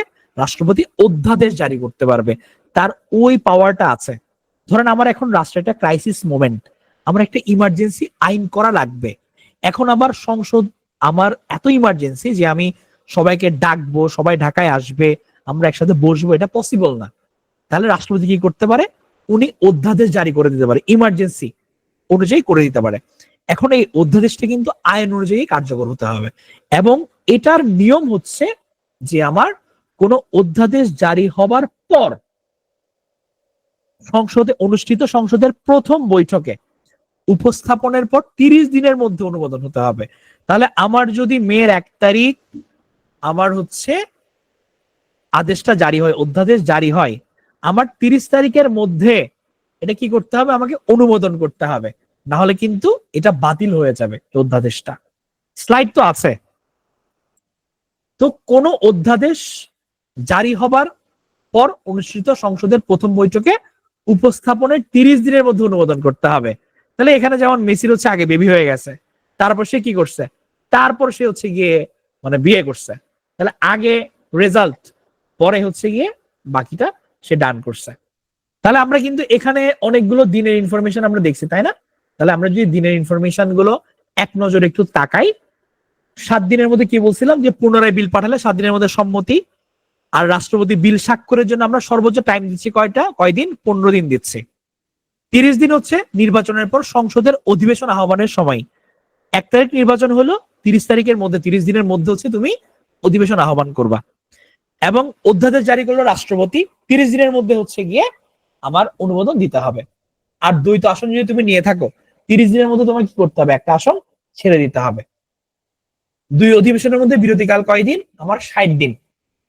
এবং নির্বাচনের পর সংসদের প্রথম বৈঠকের তারিখ থেকে আমার কি করবে? 90 দিনের মধ্যে শপথ গ্রহণ না করলে আসন শূন্য হয়ে যাবে। হ্যাঁ, আমি যদি 90 দিন উপস্থিত না থাকি, আর সংসদের অনুমতি ছাড়া যদি আমি একটানা অনুপস্থিত থাকি, টানা 90 দিন, তখন হচ্ছে আমার আসন শূন্য হয়ে যাবে। তবে আমি 89 দিন যদি অনুপস্থিত থেকে 90 নাম্বার দিনে আবার আসি, তাহলে হচ্ছে আমার আসনটা থাকবে। এটা হচ্ছে এখানে প্যাচ। তাহলে আমরা অনেকগুলো ইনফরমেশন আমরা জানলাম এই আমার আইন সভা থেকে। এখন আপনারা আমার উত্তর করেন। তাহলে আমি যদি হচ্ছে ধরেন শপথ গ্রহণ করলাম না, আমি এমপি, আসন গ্রহণ করলাম শপথ আগে, অথবা ভোট দিলাম, শপথ আমি এখনো নিই নাই, আমার প্রতিদিন কত টাকা অর্থদণ্ড হবে? ফ্লোর ক্রসিং নিয়ে বলা হয়েছে কত নম্বর অনুচ্ছেদে? ফ্লোর ক্রসিং, ধরেন হচ্ছে আজকে নির্বাচন হইলো, নির্বাচনের ফলাফল ঘোষণা হইলো, মানে আমি জানি যে কে সরকার গঠন করতেছে, তাহলে আমার সংসদের যে বৈঠক আহ্বান, এটা কত সময়ের মধ্যে করতে হবে? এটা 30 দিনের মধ্যে করতে হবে। আমার হচ্ছে কাস্টিং ভোট, এটা কত নম্বর অনুচ্ছেদে বলা হয়েছে? কাস্টিং ভোটের কথাটা কত নম্বর অনুচ্ছেদে? 75 নাম্বার অনুচ্ছেদে। আমার কোরাম হতে কতজন লাগে? কোরাম হতে আমার মিনিমাম 60 জন লাগবে। আচ্ছা, কোরাম হতে যদি মিনিমাম 60 জন হয়, ধরেন হচ্ছে আমার 80 জন আসলো, তাহলে 80 জন এটা কি আমি কোরাম বলতে পারবো? পারবো? আয় আয়, না কেন বলছেন? মানে মিনিমাম 60 জন হইলে কোরাম। এখন 60 জন জায়গায় যদি 61 থেকে শুরু করে 300 জন পর্যন্ত হয়, এটাকে আমি কোরাম বলবোই। আমার অর্থ বিল নিয়ে বলা হয়েছে কত নম্বরে? অর্থ বিল, হ্যাঁ, এক্সট্রা ডাজন্ট ম্যাটার, হচ্ছে 81 নম্বরে বলা হয়েছে। আচ্ছা, ধরেন হচ্ছে গিয়ে আমি একজন এমপি, আমি একটা বিল উত্থাপন করতে চাই, তাহলে এটা কি আমার সরকারি বিল হবে নাকি বেসরকারি বিল হবে? আমি এমপি, এটা আমার বেসরকারি বিল হবে। আর যদি আমার মন্ত্রী উত্থাপন করে, তখন হবে এটা সরকারি বিল। রাষ্ট্রপতিকে আমি একটা ডকুমেন্ট পাঠালাম, আমরা এমপির গ্রুপ, সংশোধন, উনি হচ্ছে সংশোধনের জন্য পাঠাইছে, সংশোধন করে আবার পাঠাইলাম, তাহলে কতদিনের মধ্যে ওনাকে সম্মতি দিতে হবে? না হলে আমরা ধরে নেব যে উনি দিয়ে দিছে, এক্ষেত্রে 7 দিন। আমার বাজেট নিয়ে বলা হয়েছে কত নম্বরে? বাজেট 87 নম্বরে। অধ্যাদেশ জারি করার ক্ষমতা কার? অধ্যাদেশ জারি করার ক্ষমতা কার? প্রেসিডেন্টের। তাহলে কত নম্বর অনুচ্ছেদে উনি অধ্যাদেশ জারি করতে পারবেন? 93 নম্বর অনুচ্ছেদ অনুযায়ী। ধরেন রাঁচির ইমার্জেন্সি একটা অধ্যাদেশ জারি করা হলো, এটা নতুন সংসদ গঠনের কতদিনের মধ্যে অনুমোদন করতে হয়? না হলে এটা বাতিল হয়ে যায়। এটা 30 দিনের মধ্যে। গুড। আপনার টানা কতদিন অনুপস্থিত থাকলে আসন শূন্য হয়ে যাবে এমপিদের? আমার 2 অধিবেশনের মধ্যে সর্বোচ্চ বিরতিকাল কত সংসদের? 15, 30, 60, 90? বাহ, সবাই 60। গুড। এটা হচ্ছে 60 দিন। Very good. এগুলো হচ্ছে এখান থেকে খুব গুরুত্বপূর্ণ ছিল। ওকে, অনেকগুলোর জন্য হচ্ছে আপনার তথ্যগুলো বেশি গুরুত্বপূর্ণ। হ্যাঁ, তবে আমি যেমন অর্থ বিল, বাজেট, এগুলো যেগুলো বললাম, এগুলোর ক্ষেত্রে হচ্ছে এর মনে রাখতে হবে। তো 6ষ্ঠ অধ্যায় এবার হচ্ছে বিচার বিভাগ। হ্যাঁ হ্যাঁ, আমি ট্রাই করব যাতে এটা হচ্ছে শেষ হয়ে যায় আর কি। হ্যাঁ, 20 মিনিটের মধ্যেই। তো প্রথমে আমি কি করব? সুপ্রিম কোর্ট প্রতিষ্ঠা করব। কত নম্বরে? এটা হচ্ছে যে আপনার 94 নাম্বার সুপ্রিম কোর্ট প্রতিষ্ঠা। কি কি বিভাগ নিয়ে গঠিত? একটা হচ্ছে আপিল বিভাগ, একটা হচ্ছে আমার হাইকোর্ট বিভাগ। আমার 2টা বিভাগ নিয়ে গঠিত। এখন বাংলাদেশের প্রধান বিচারপতি এবং রাষ্ট্রপতি যতজন বিচারক নিয়োগের প্রয়োজন মনে করবে, ততজন বিচারক নিয়ে সুপ্রিম কোর্ট গঠিত হবে। তাহলে এটার কোনো বাধা ধরা নিয়ম নাই যে আমার এতজন বিচারক লাগবে। আমার প্রধান বিচারপতি একজন আছেন, রাষ্ট্রপতি আছেন, ওনারা মিলে ডিসিশন নেবেন। তাহলে প্রধান বিচারপতিকে রিক্রুট করেন কে? রাষ্ট্রপতি নিযুক্ত করেন। হ্যাঁ, এবং তার পরামর্শক্রমে অন্যান্য বিচারপতিকে রাষ্ট্র নিয়োগ দান করেন। প্রধান বিচারপতি বলেন যে হ্যাঁ ঠিক আছে, এই 10 জন ভালো হবে, এদেরকে রিক্রুট করা যায়। রাষ্ট্রপতি যদি মনে হয় আচ্ছা ঠিক আছে এরা ভালো, তাহলে সেক্ষেত্রে রিক্রুট করে দিবে, কোনো সমস্যা নাই। বিচারক হওয়ার অযোগ্যতা, আপনি যদি বাংলাদেশের নাগরিক না হন, হতে পারবেন না। আপনার মিনিমাম 10 বছরের হচ্ছে অ্যাডভোকেসির একটা ইয়ে থাকতে হবে, 10 বছর আপনি কাজ করছেন। হ্যাঁ, এবং আপনার যদি হচ্ছে গিয়ে যে বিচার বিভাগীয় পদে যদি আপনি অধিষ্ঠিত না থাকেন, মানে আপনি একটু সিনিয়র পোস্টে ছিলেন, এটা যদি না হয় তাহলে সেক্ষেত্রে আপনি পারবেন না। তো বর্তমান যিনি প্রধান বিচারপতি 25তম, ওনার নাম হচ্ছে সৈয়দ রেফাত আহমদ। বিচারক পদের মেয়াদ, এখন এটা নিয়ে কিছু কথাবার্তা আছে। 67 বছর বয়স পর্যন্ত হচ্ছে এটা, এখন পর্যন্ত এটা পদের মেয়াদটা আছে। তো রাষ্ট্রপতির আদেশ ছাড়া কোনো বিচারপতিকে অপসারণ করা যাবে না। এটা হচ্ছে গিয়ে যে ধরেন কোনো একটা বিচারকের বিরুদ্ধে হচ্ছে আমার অসঙ্গতির অভিযোগ আসছে, এমপিরা মনে করতেছে তাকে হচ্ছে আউট করা দরকার। এখন হচ্ছে গিয়ে 2/3 সংখ্যাগরিষ্ঠ সে যদি পায় এবং রাষ্ট্রপতিও যদি তাকে আদেশ দেয়, তাহলে সেক্ষেত্রে হচ্ছে আপনি রিক্রুট তাকে আউট করে দিতে পারবেন। বাট রাষ্ট্রপতি যদি আদেশ না দেয় তাহলে কিন্তু অপসারণ করা যাবে না। এই যে সুপ্রিম কোর্ট, এরা হচ্ছে সংবিধানের অভিভাবক এবং ব্যাখ্যাকারক। তাহলে সংবিধানের যে কোনো কিছুর ব্যাপারে যারা দায়টা নেয় সেটা হচ্ছে আমার সুপ্রিম কোর্ট।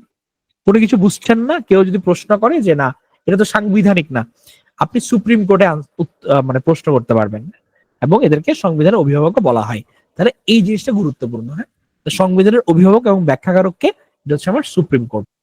সুপ্রিম কোর্টের উপদেষ্টামূলক এখতিয়ার আছে, যে জনগুরুত্বপূর্ণ বিষয়ে মতামতের জন্য কিন্তু রাষ্ট্রপতি হচ্ছে সুপ্রিম কোর্টকে বলতে পারে যে ঠিক আছে আপনি এক্সপার্ট অ্যাডভাইস দেন যে এই ব্যাপারে কি করা দরকার। কোর্ট অফ রেকর্ড রূপে সুপ্রিম কোর্ট খুবই গুরুত্বপূর্ণ। সুপ্রিম কোর্টে কোর্ট অফ রেকর্ড 108 নাম্বার। হ্যাঁ, যে আপনার এটা যদি আপনি অবমাননা করেন সুপ্রিম কোর্টের যে কোনো ডিসিশন, তাহলে কিন্তু এটা অবমাননা, মানে আপনার বিরুদ্ধে কিন্তু মানে দণ্ডের করতে পারে। সুপ্রিম কোর্ট বললে আপনাকে দণ্ড দিতে আপনি বাধ্য থাকবেন, এরকম ব্যাপারটা। এটা হচ্ছে কোর্ট অফ রেকর্ড রূপে সুপ্রিম কোর্ট। 116 নম্বর, অধস্তন আদালত সমূহের নিয়ন্ত্রণ এবং শৃঙ্খলা, এটা শৃঙ্খলা বিধান রাষ্ট্রপতির উপর ন্যস্ত থাকে। এখানে যে আপনার এই যে অধস্তন আদালতের মধ্যে অন্য যেসব আপনার যারা বিচারপতি থাকবে, এদের যে শৃঙ্খলা বিধানকে কন্ট্রোল করা, এটা কিন্তু রাষ্ট্রপতির হাতে থাকে। 117 নম্বর, প্রশাসনিক ট্রাইব্যুনাল, এটা গুরুত্বপূর্ণ, জাস্ট নামটা মনে রাখেন, প্রশাসনিক ট্রাইব্যুনাল, এটা 117 নম্বর অনুচ্ছেদ। ট্রাইব্যুনালটা কি? দ্রুত বিচার যেগুলোতে করা প্রয়োজন, বিশেষ ধরনের মামলা আমি এটা এতদিন ধরে রাখতে পারবো না, এটা খুবই গুরুত্বপূর্ণ, এটা তাড়াতাড়ি নিষ্পত্তি করতে হবে। তখন গভর্নমেন্ট কি করে যে আলাদা একটা টিম গঠন করে, আলাদা টিম, আলাদা আদালত, তারা মিলে ওগুলো নিয়ে কাজ করবে। এটাকে বলা হচ্ছে প্রশাসনিক ট্রাইব্যুনাল। কত নম্বরে? 117 নম্বরে।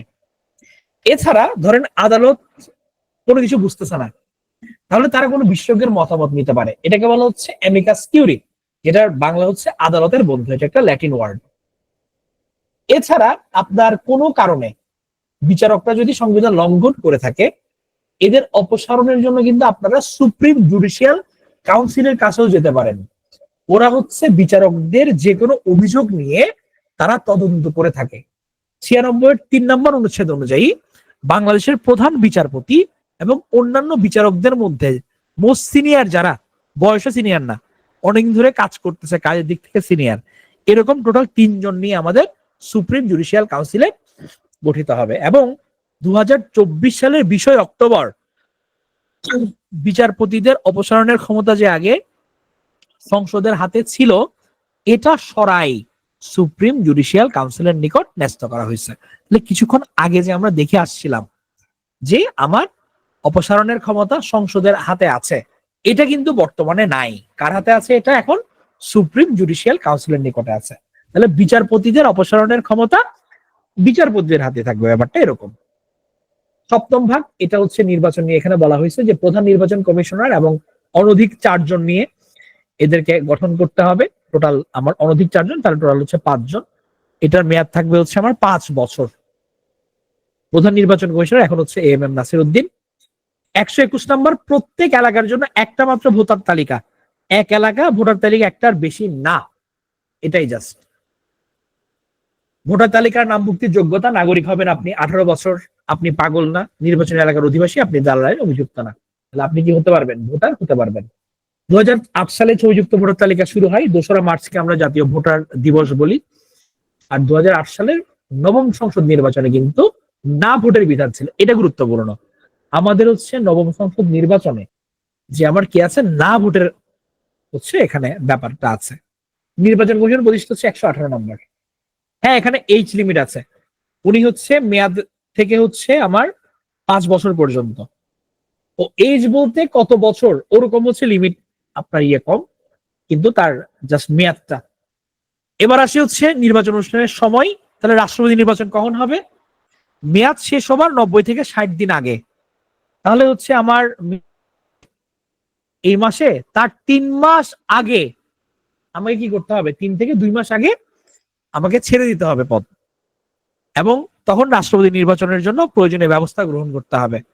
এবং মেয়াদ শেষ হওয়া ছাড়া যদি রাষ্ট্রপতি পদ শূন্য হয়, শূন্য হবার 90 দিনের মধ্যে নির্বাচন হবে। তাহলে হচ্ছে আমার এ মাসে মেয়াদ, তার 3 মাস আগে রাষ্ট্রপতি ছেড়ে ফেললো, পদ থেকে সরে গেল 3 থেকে 2 মাস আগে। ইন দ্য মিন টাইম আমি রাষ্ট্রপতি নির্বাচন করে ফেললাম। আমার ইমার্জেন্সি কারণে রাষ্ট্রপতি হুট করে মরে গেল, এখন কি হবে? মরে যাওয়ার তার পথটা তো শূন্য হয়ে গেছে, 90 দিনের মধ্যে কি করতে হবে? আপনাকে নির্বাচন করতে হবে। এটা হচ্ছে রুলস। এবার 8ম নাম্বার, আপনাদের যে টাকা পয়সার হিসাব নিকাশ, আচ্ছা, সংসদ নির্বাচন মেয়াদ শেষ হওয়ার 90 দিন আগে, এবং মেয়াদ শেষ হওয়া ছাড়া কোনো কারণে ভেঙে গেলে 90 দিনের মধ্যে।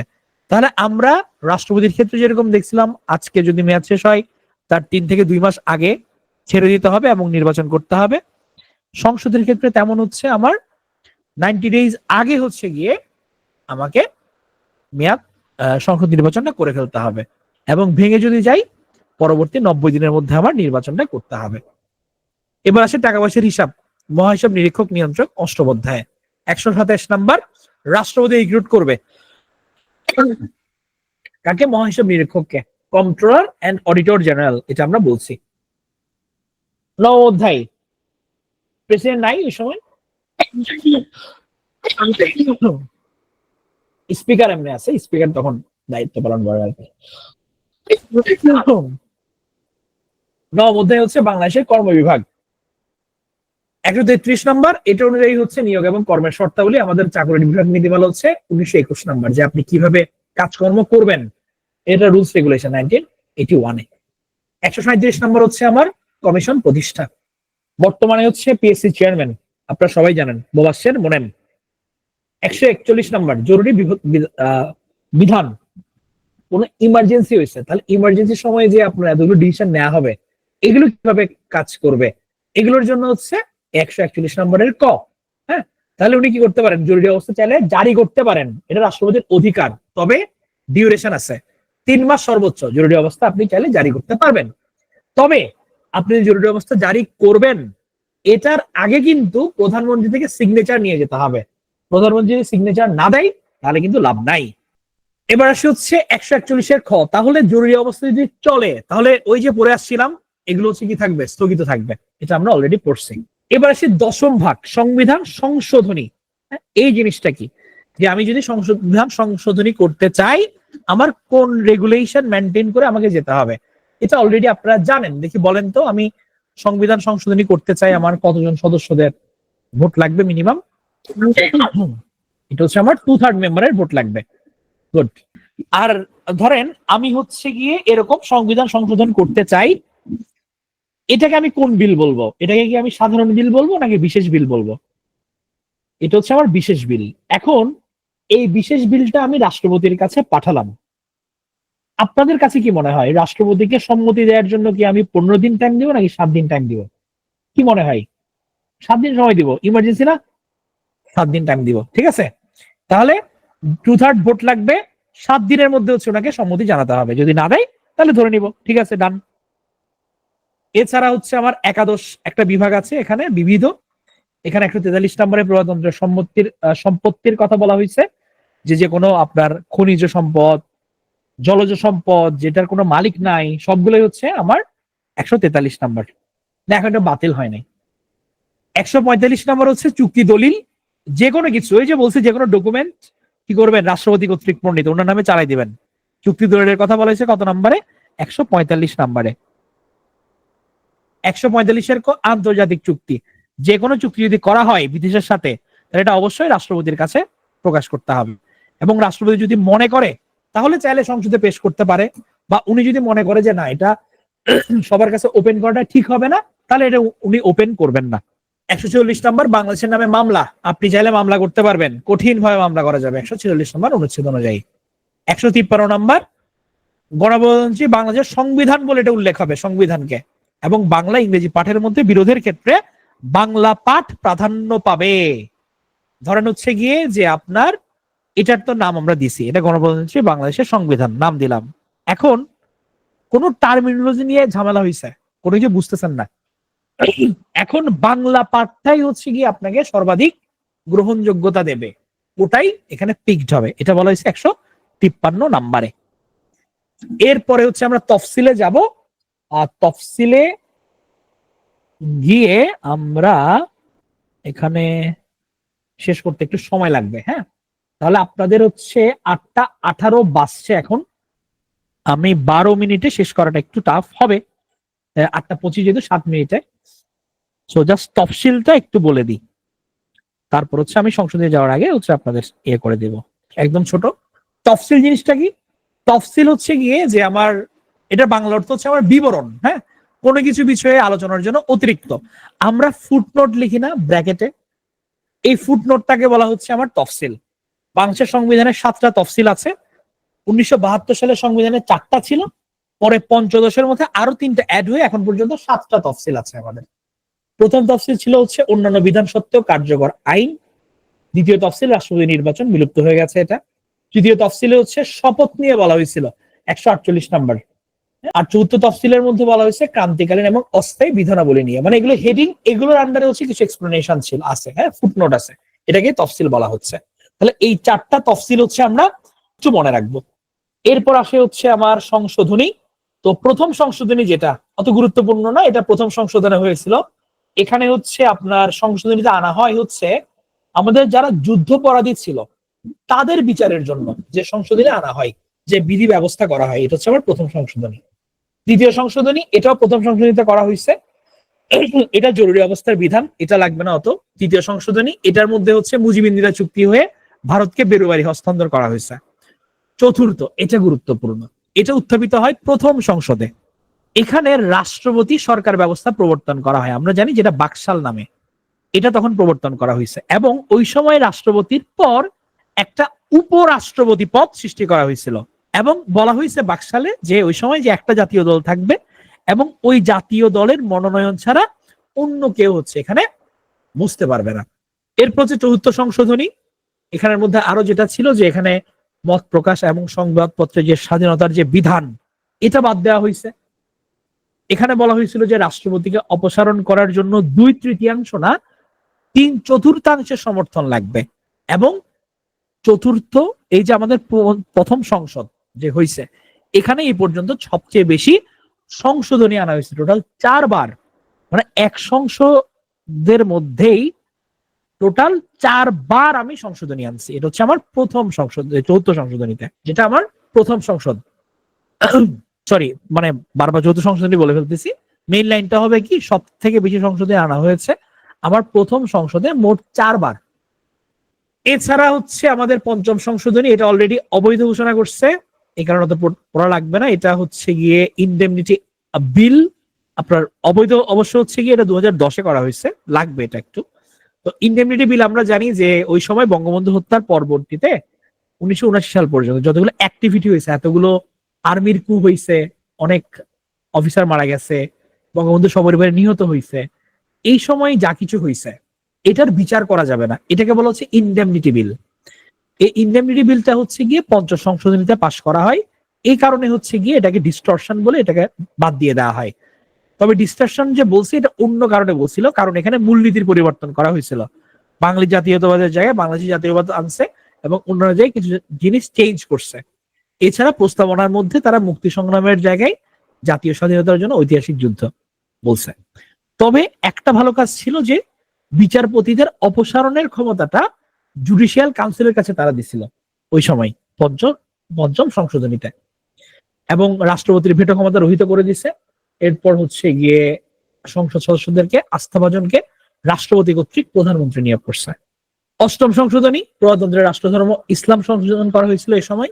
বেঙ্গলির পরিবর্তে বাংলা প্রবর্তন করা হয়েছে, ঢাকার পরিবর্তে ঢাকা প্রবর্তন করা হয়েছে, এবং কোন নাগরিক কোন বিদেশি রাষ্ট্রের কাছ থেকে খেতাব গ্রহণে নিষেধাজ্ঞা, এই যে আসছে নিষেধাজ্ঞাটা, এই জিনিসটা হচ্ছে গিয়ে আমার অষ্টম সংশোধনীতে আসছে। অষ্টম সংশোধনীর যেটা ভালো পয়েন্ট ছিল সেটা হচ্ছে আমার বিকেন্দ্রীকরণটা, হ্যাঁ, যে আমার সুপ্রিম কোর্টের যে হাইকোর্ট বিভাগের বেঞ্চ গুলো আছে, এর আগে যে সিস্টেম ছিল যে আমার ঢাকার মধ্যে না থেকে বিভিন্ন জায়গায় করা, হ্যাঁ, এটা একটু জানতে হবে। তো এইটাকে হচ্ছে গিয়ে আমার ওরা ভালো কাজ করছিল যে তুমি হাইকোর্ট বিভাগের সুবিধা পেতে চাও, তুমি উত্তরবঙ্গের নাগরিক, তুমি কেন ঢাকায় আসবা, তোমার ওখানে একটা থাকুক বিভাগীয়। বাট পরবর্তীতে হচ্ছে এটাকে বাতিল করে দেওয়া হয়েছে আর কি। দ্বাদশ সংশোধনী, এটা হচ্ছে এটা পঞ্চম সংসদ উত্থাপিত হয়েছে। এখানে যেটা হয়েছে এটা হচ্ছে আমাদের খালেদা জিয়ার আমল।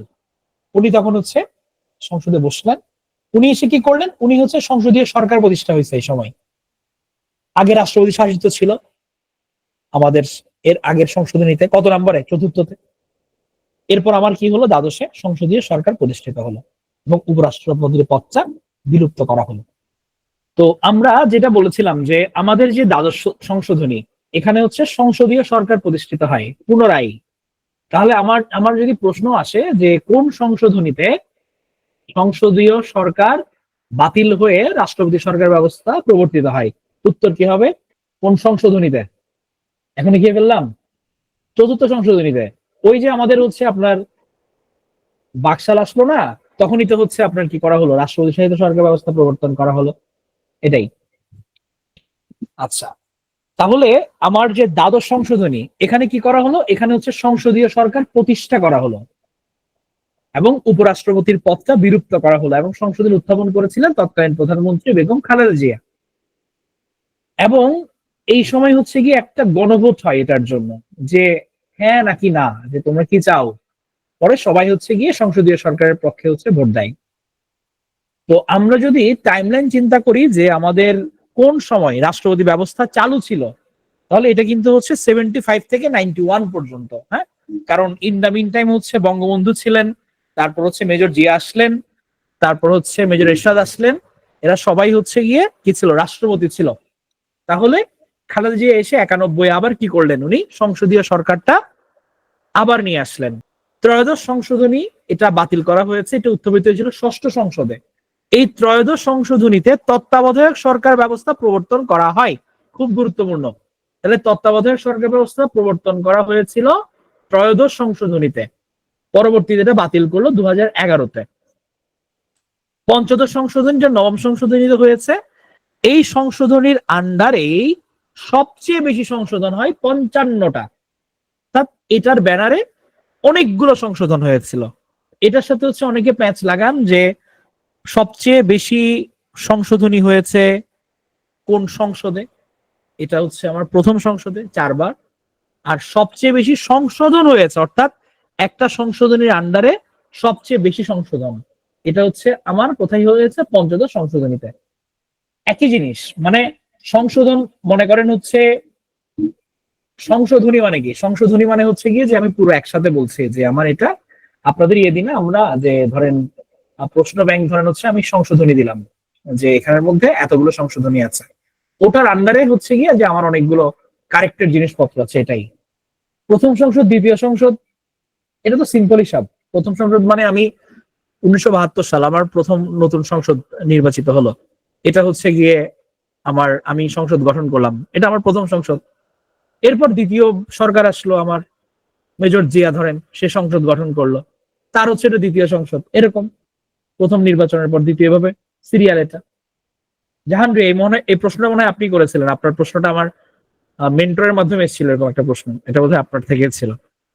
সংশোধন এবং সংশোধনী কোনটা কি এটা বুঝছিলাম না, এটাই ব্যাপার, আসলে এখন ক্লিয়ার। তো রাষ্ট্রীয় মূলনীতি হিসেবে এই সময় হচ্ছে কি আবার জাতীয়তাবাদ, সমাজতন্ত্র, গণতন্ত্র। আগে যে হচ্ছে আপনার মূলনীতিগুলো পরিবর্তন হয়েছিল, ওগুলো কি হলো, এগুলো আবার সংশোধিত হলো। এখন আপনাদের কাছে প্রশ্ন যে আমাদের এই যে সংশোধনী, হ্যাঁ, যে এটা রাষ্ট্রীয় মূলনীতি, এগুলোকে যে আপনার পরিবর্তন করা হয়েছিল, এটা কততম সংশোধনীতে? হচ্ছে পঞ্চম। আচ্ছা, আপনাদের রেসপন্স কি কমে কেন গেল হঠাৎ করে, ভুলে গেছেন নাকি জিনিসপত্র? রেসপন্স করেন, লেথার্জিক হলে হবে না। জি ভাই, ভুলে গেছেন অলরেডি? হাই হাই, মানে আধা ঘন্টা ব্রেক দিয়ে দেখছেন, বেশি ব্রেক দিলে তো আপনার জিনিসপাতি ভুলে যাচ্ছেন। তাহলে এই সময় শেখ মুজিবুর রহমানকে জাতির জনক হিসেবে স্বীকৃতি দেওয়া হয়, এটা হচ্ছে পঞ্চদশ সংশোধনী। এবং তত্ত্বাবধায়ক সরকার ব্যবস্থা বাতিল। তাহলে তত্ত্বাবধায়ক সরকার ব্যবস্থা চালু হয়েছে কততে? চালু কততে? আচ্ছা, লাস্টে খুব দ্রুত পড়াইছি না? আচ্ছা ঠিক আছে, এটা রিক্যাপের মধ্যে হয়ে যাবে, চলে আসবে পড়াগুলো, লিখতে একটু লাগে। এটা হচ্ছে 13তে। এবং এখানে হচ্ছে আগে যে সংরক্ষণ ব্যবস্থা মহিলাদের 45 থেকে 50 করা হয়েছিল, তো এটার মধ্যে অনেকগুলো যুক্ত করা হয়েছে। আমরা যে এই যে 7-এর ক খ, আপনারা একজন প্রশ্ন করেছিলেন যে ভাই এখানে 1-2 নাকি ক খ কোনটা, পরবর্তীতে যেগুলো সংশোধনীর মাধ্যমে যুক্ত করা হয়েছে এগুলো ছিল হচ্ছে এইগুলা ক খ এগুলা। হ্যাঁ, 1-2 হচ্ছে কি ওটার সাব হেডিং, আমি একটা টপিক দিলাম, টপিকের আন্ডারে সাব টপিক দিলাম, ওটা মেইনটাতে ছিল। পরবর্তীতে যে অ্যাড করা হলো ক খ, এগুলো কিন্তু পরবর্তীতে অ্যাড করা জিনিস সংশোধনের মাধ্যমে। এবং এখানের মধ্যে আমরা পঞ্চম, ষষ্ঠ, সপ্তম 3টা তফসিল দেখতে পাই। এই 3টা তফসিল হচ্ছে যুক্ত করা হয়েছিল কিন্তু আমার একদম এই পঞ্চদশ সংশোধনীতে। তো এখানে বিলোপ হয়েছিল, তত্ত্বাবধায়ক সরকার ব্যবস্থা বাতিল করা হয় এবং গণভোট বাতিল করা হয়। সংবিধান সংশোধনের একটা পদ্ধতি ছিল কি গণভোট নেওয়া, যে জনগণ কি ভাবছে, এই জিনিসটাকে হচ্ছে বাতিল করা হয়।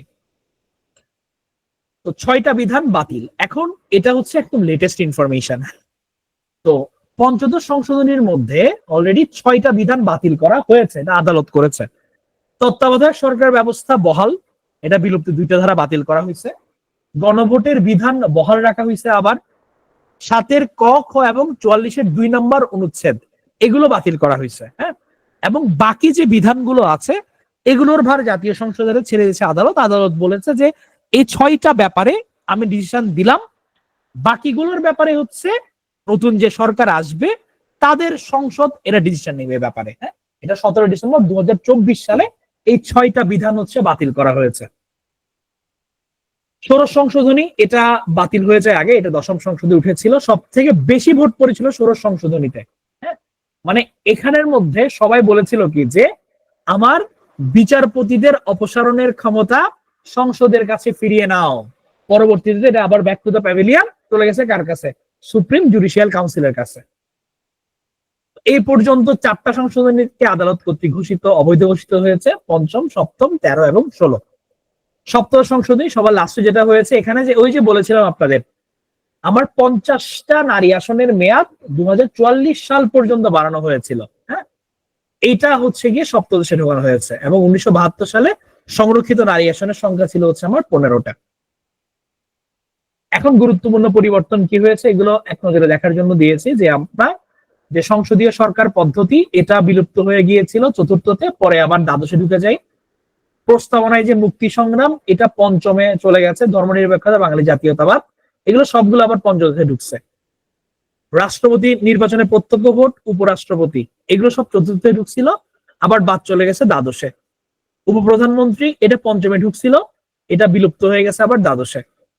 সুপ্রিম জুডিশিয়াল কাউন্সিল এটা 5মে যুক্ত হয়েছিল, ষোড়শে বিলুপ্ত হয়ে গেছিল, আবার পুনঃপ্রবর্তন হয়েছে এবার 20 অক্টোবর 2024।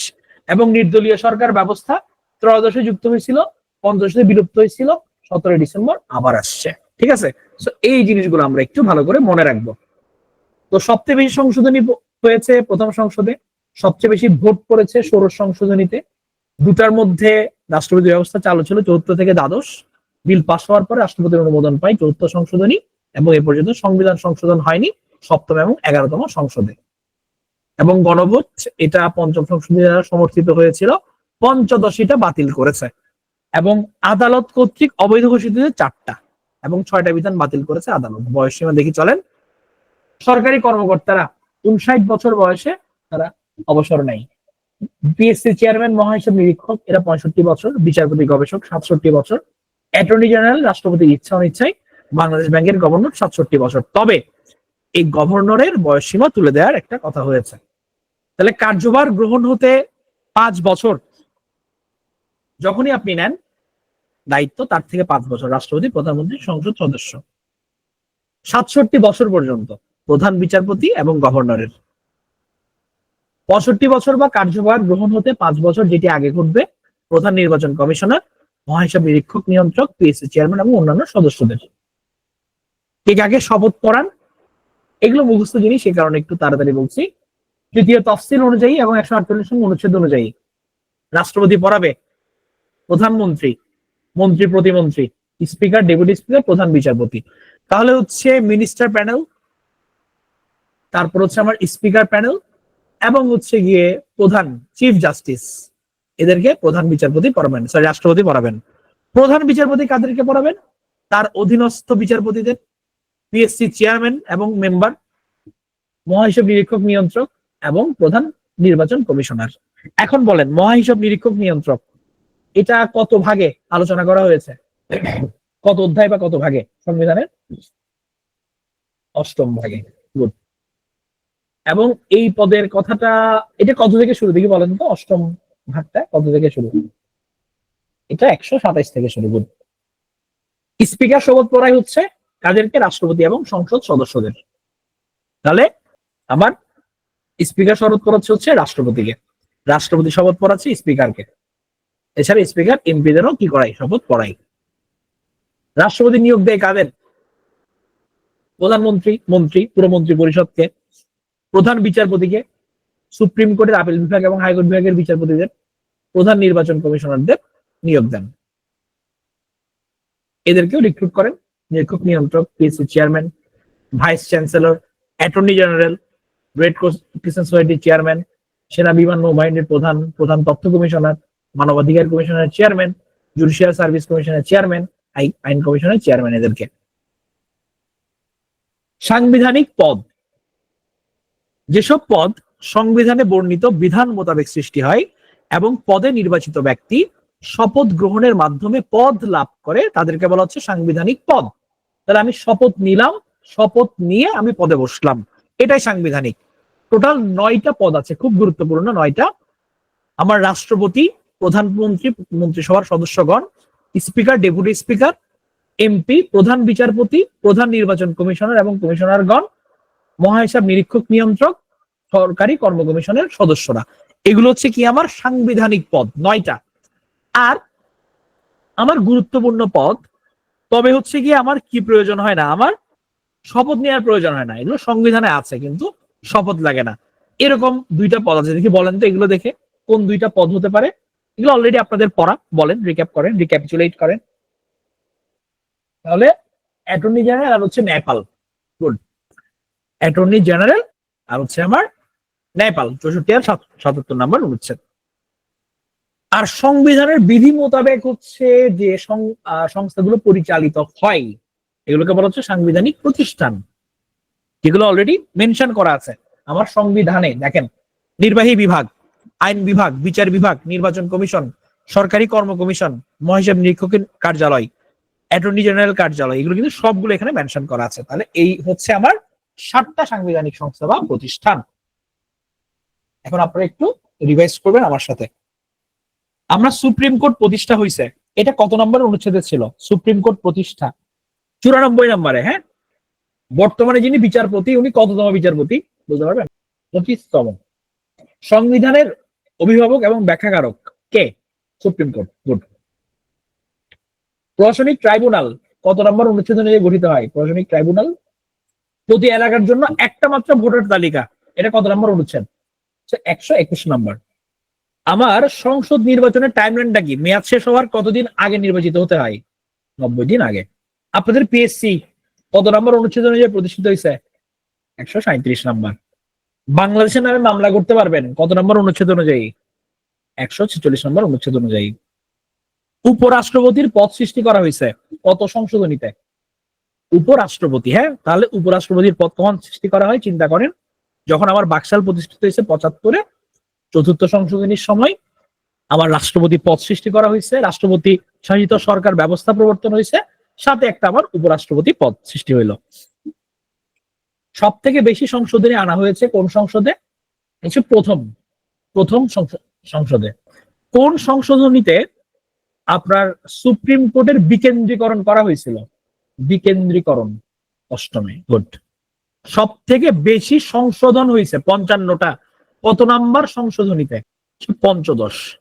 তত্ত্বাবধায়ক সরকার চালু করা হয়েছিল কত নাম্বার সংশোধনীতে? বিচারপতিদের অপসারণ করার ক্ষমতা এখন কাদের কাছে আছে? ছোট্ট করে লেখেন। জুডিশিয়াল কাউন্সিলের। সংসদের হাতে না, মাথা ফাটা ফেলবো। কে বলছে সংসদ? চলে গেল উপরে। এটা হচ্ছে সুপ্রিম জুডিশিয়াল কাউন্সিলের কাছে। সুপ্রিম জুডিশিয়াল কাউন্সিলের প্রধান কে বলেন এবার? প্রধান বিচারপতি। আর অ্যাটর্নি কিসের প্রধান? পড়ে আসছি আমরা, বার কাউন্সিলের প্রধান। গুড। আপনাদের প্রশ্ন হচ্ছে স্যার, এই ফাঁকে আমি একটু জামরুল খাচ্ছি প্রশ্ন উত্তর। না, সংবিধান সংস্কার কমিশন নিয়ে হচ্ছে পেপারে এমনি চোখ বুলাতে পারেন, বাট এগুলো যেহেতু আলোচনার পর্যায়ে, তো ওয়াকিবহাল থাকলেন এটা ভালো, সবসময় ওয়াকিবহাল থাকা, বাট ডিরেক্ট প্রশ্ন আসাটা সম্ভাবনা কম। অ্যাটর্নি জেনারেলের হচ্ছে অবসরের বয়স কত? 9। পিএসসি চেয়ারম্যানকে কে শপথ পড়াবে? প্রেসিডেন্ট করতে।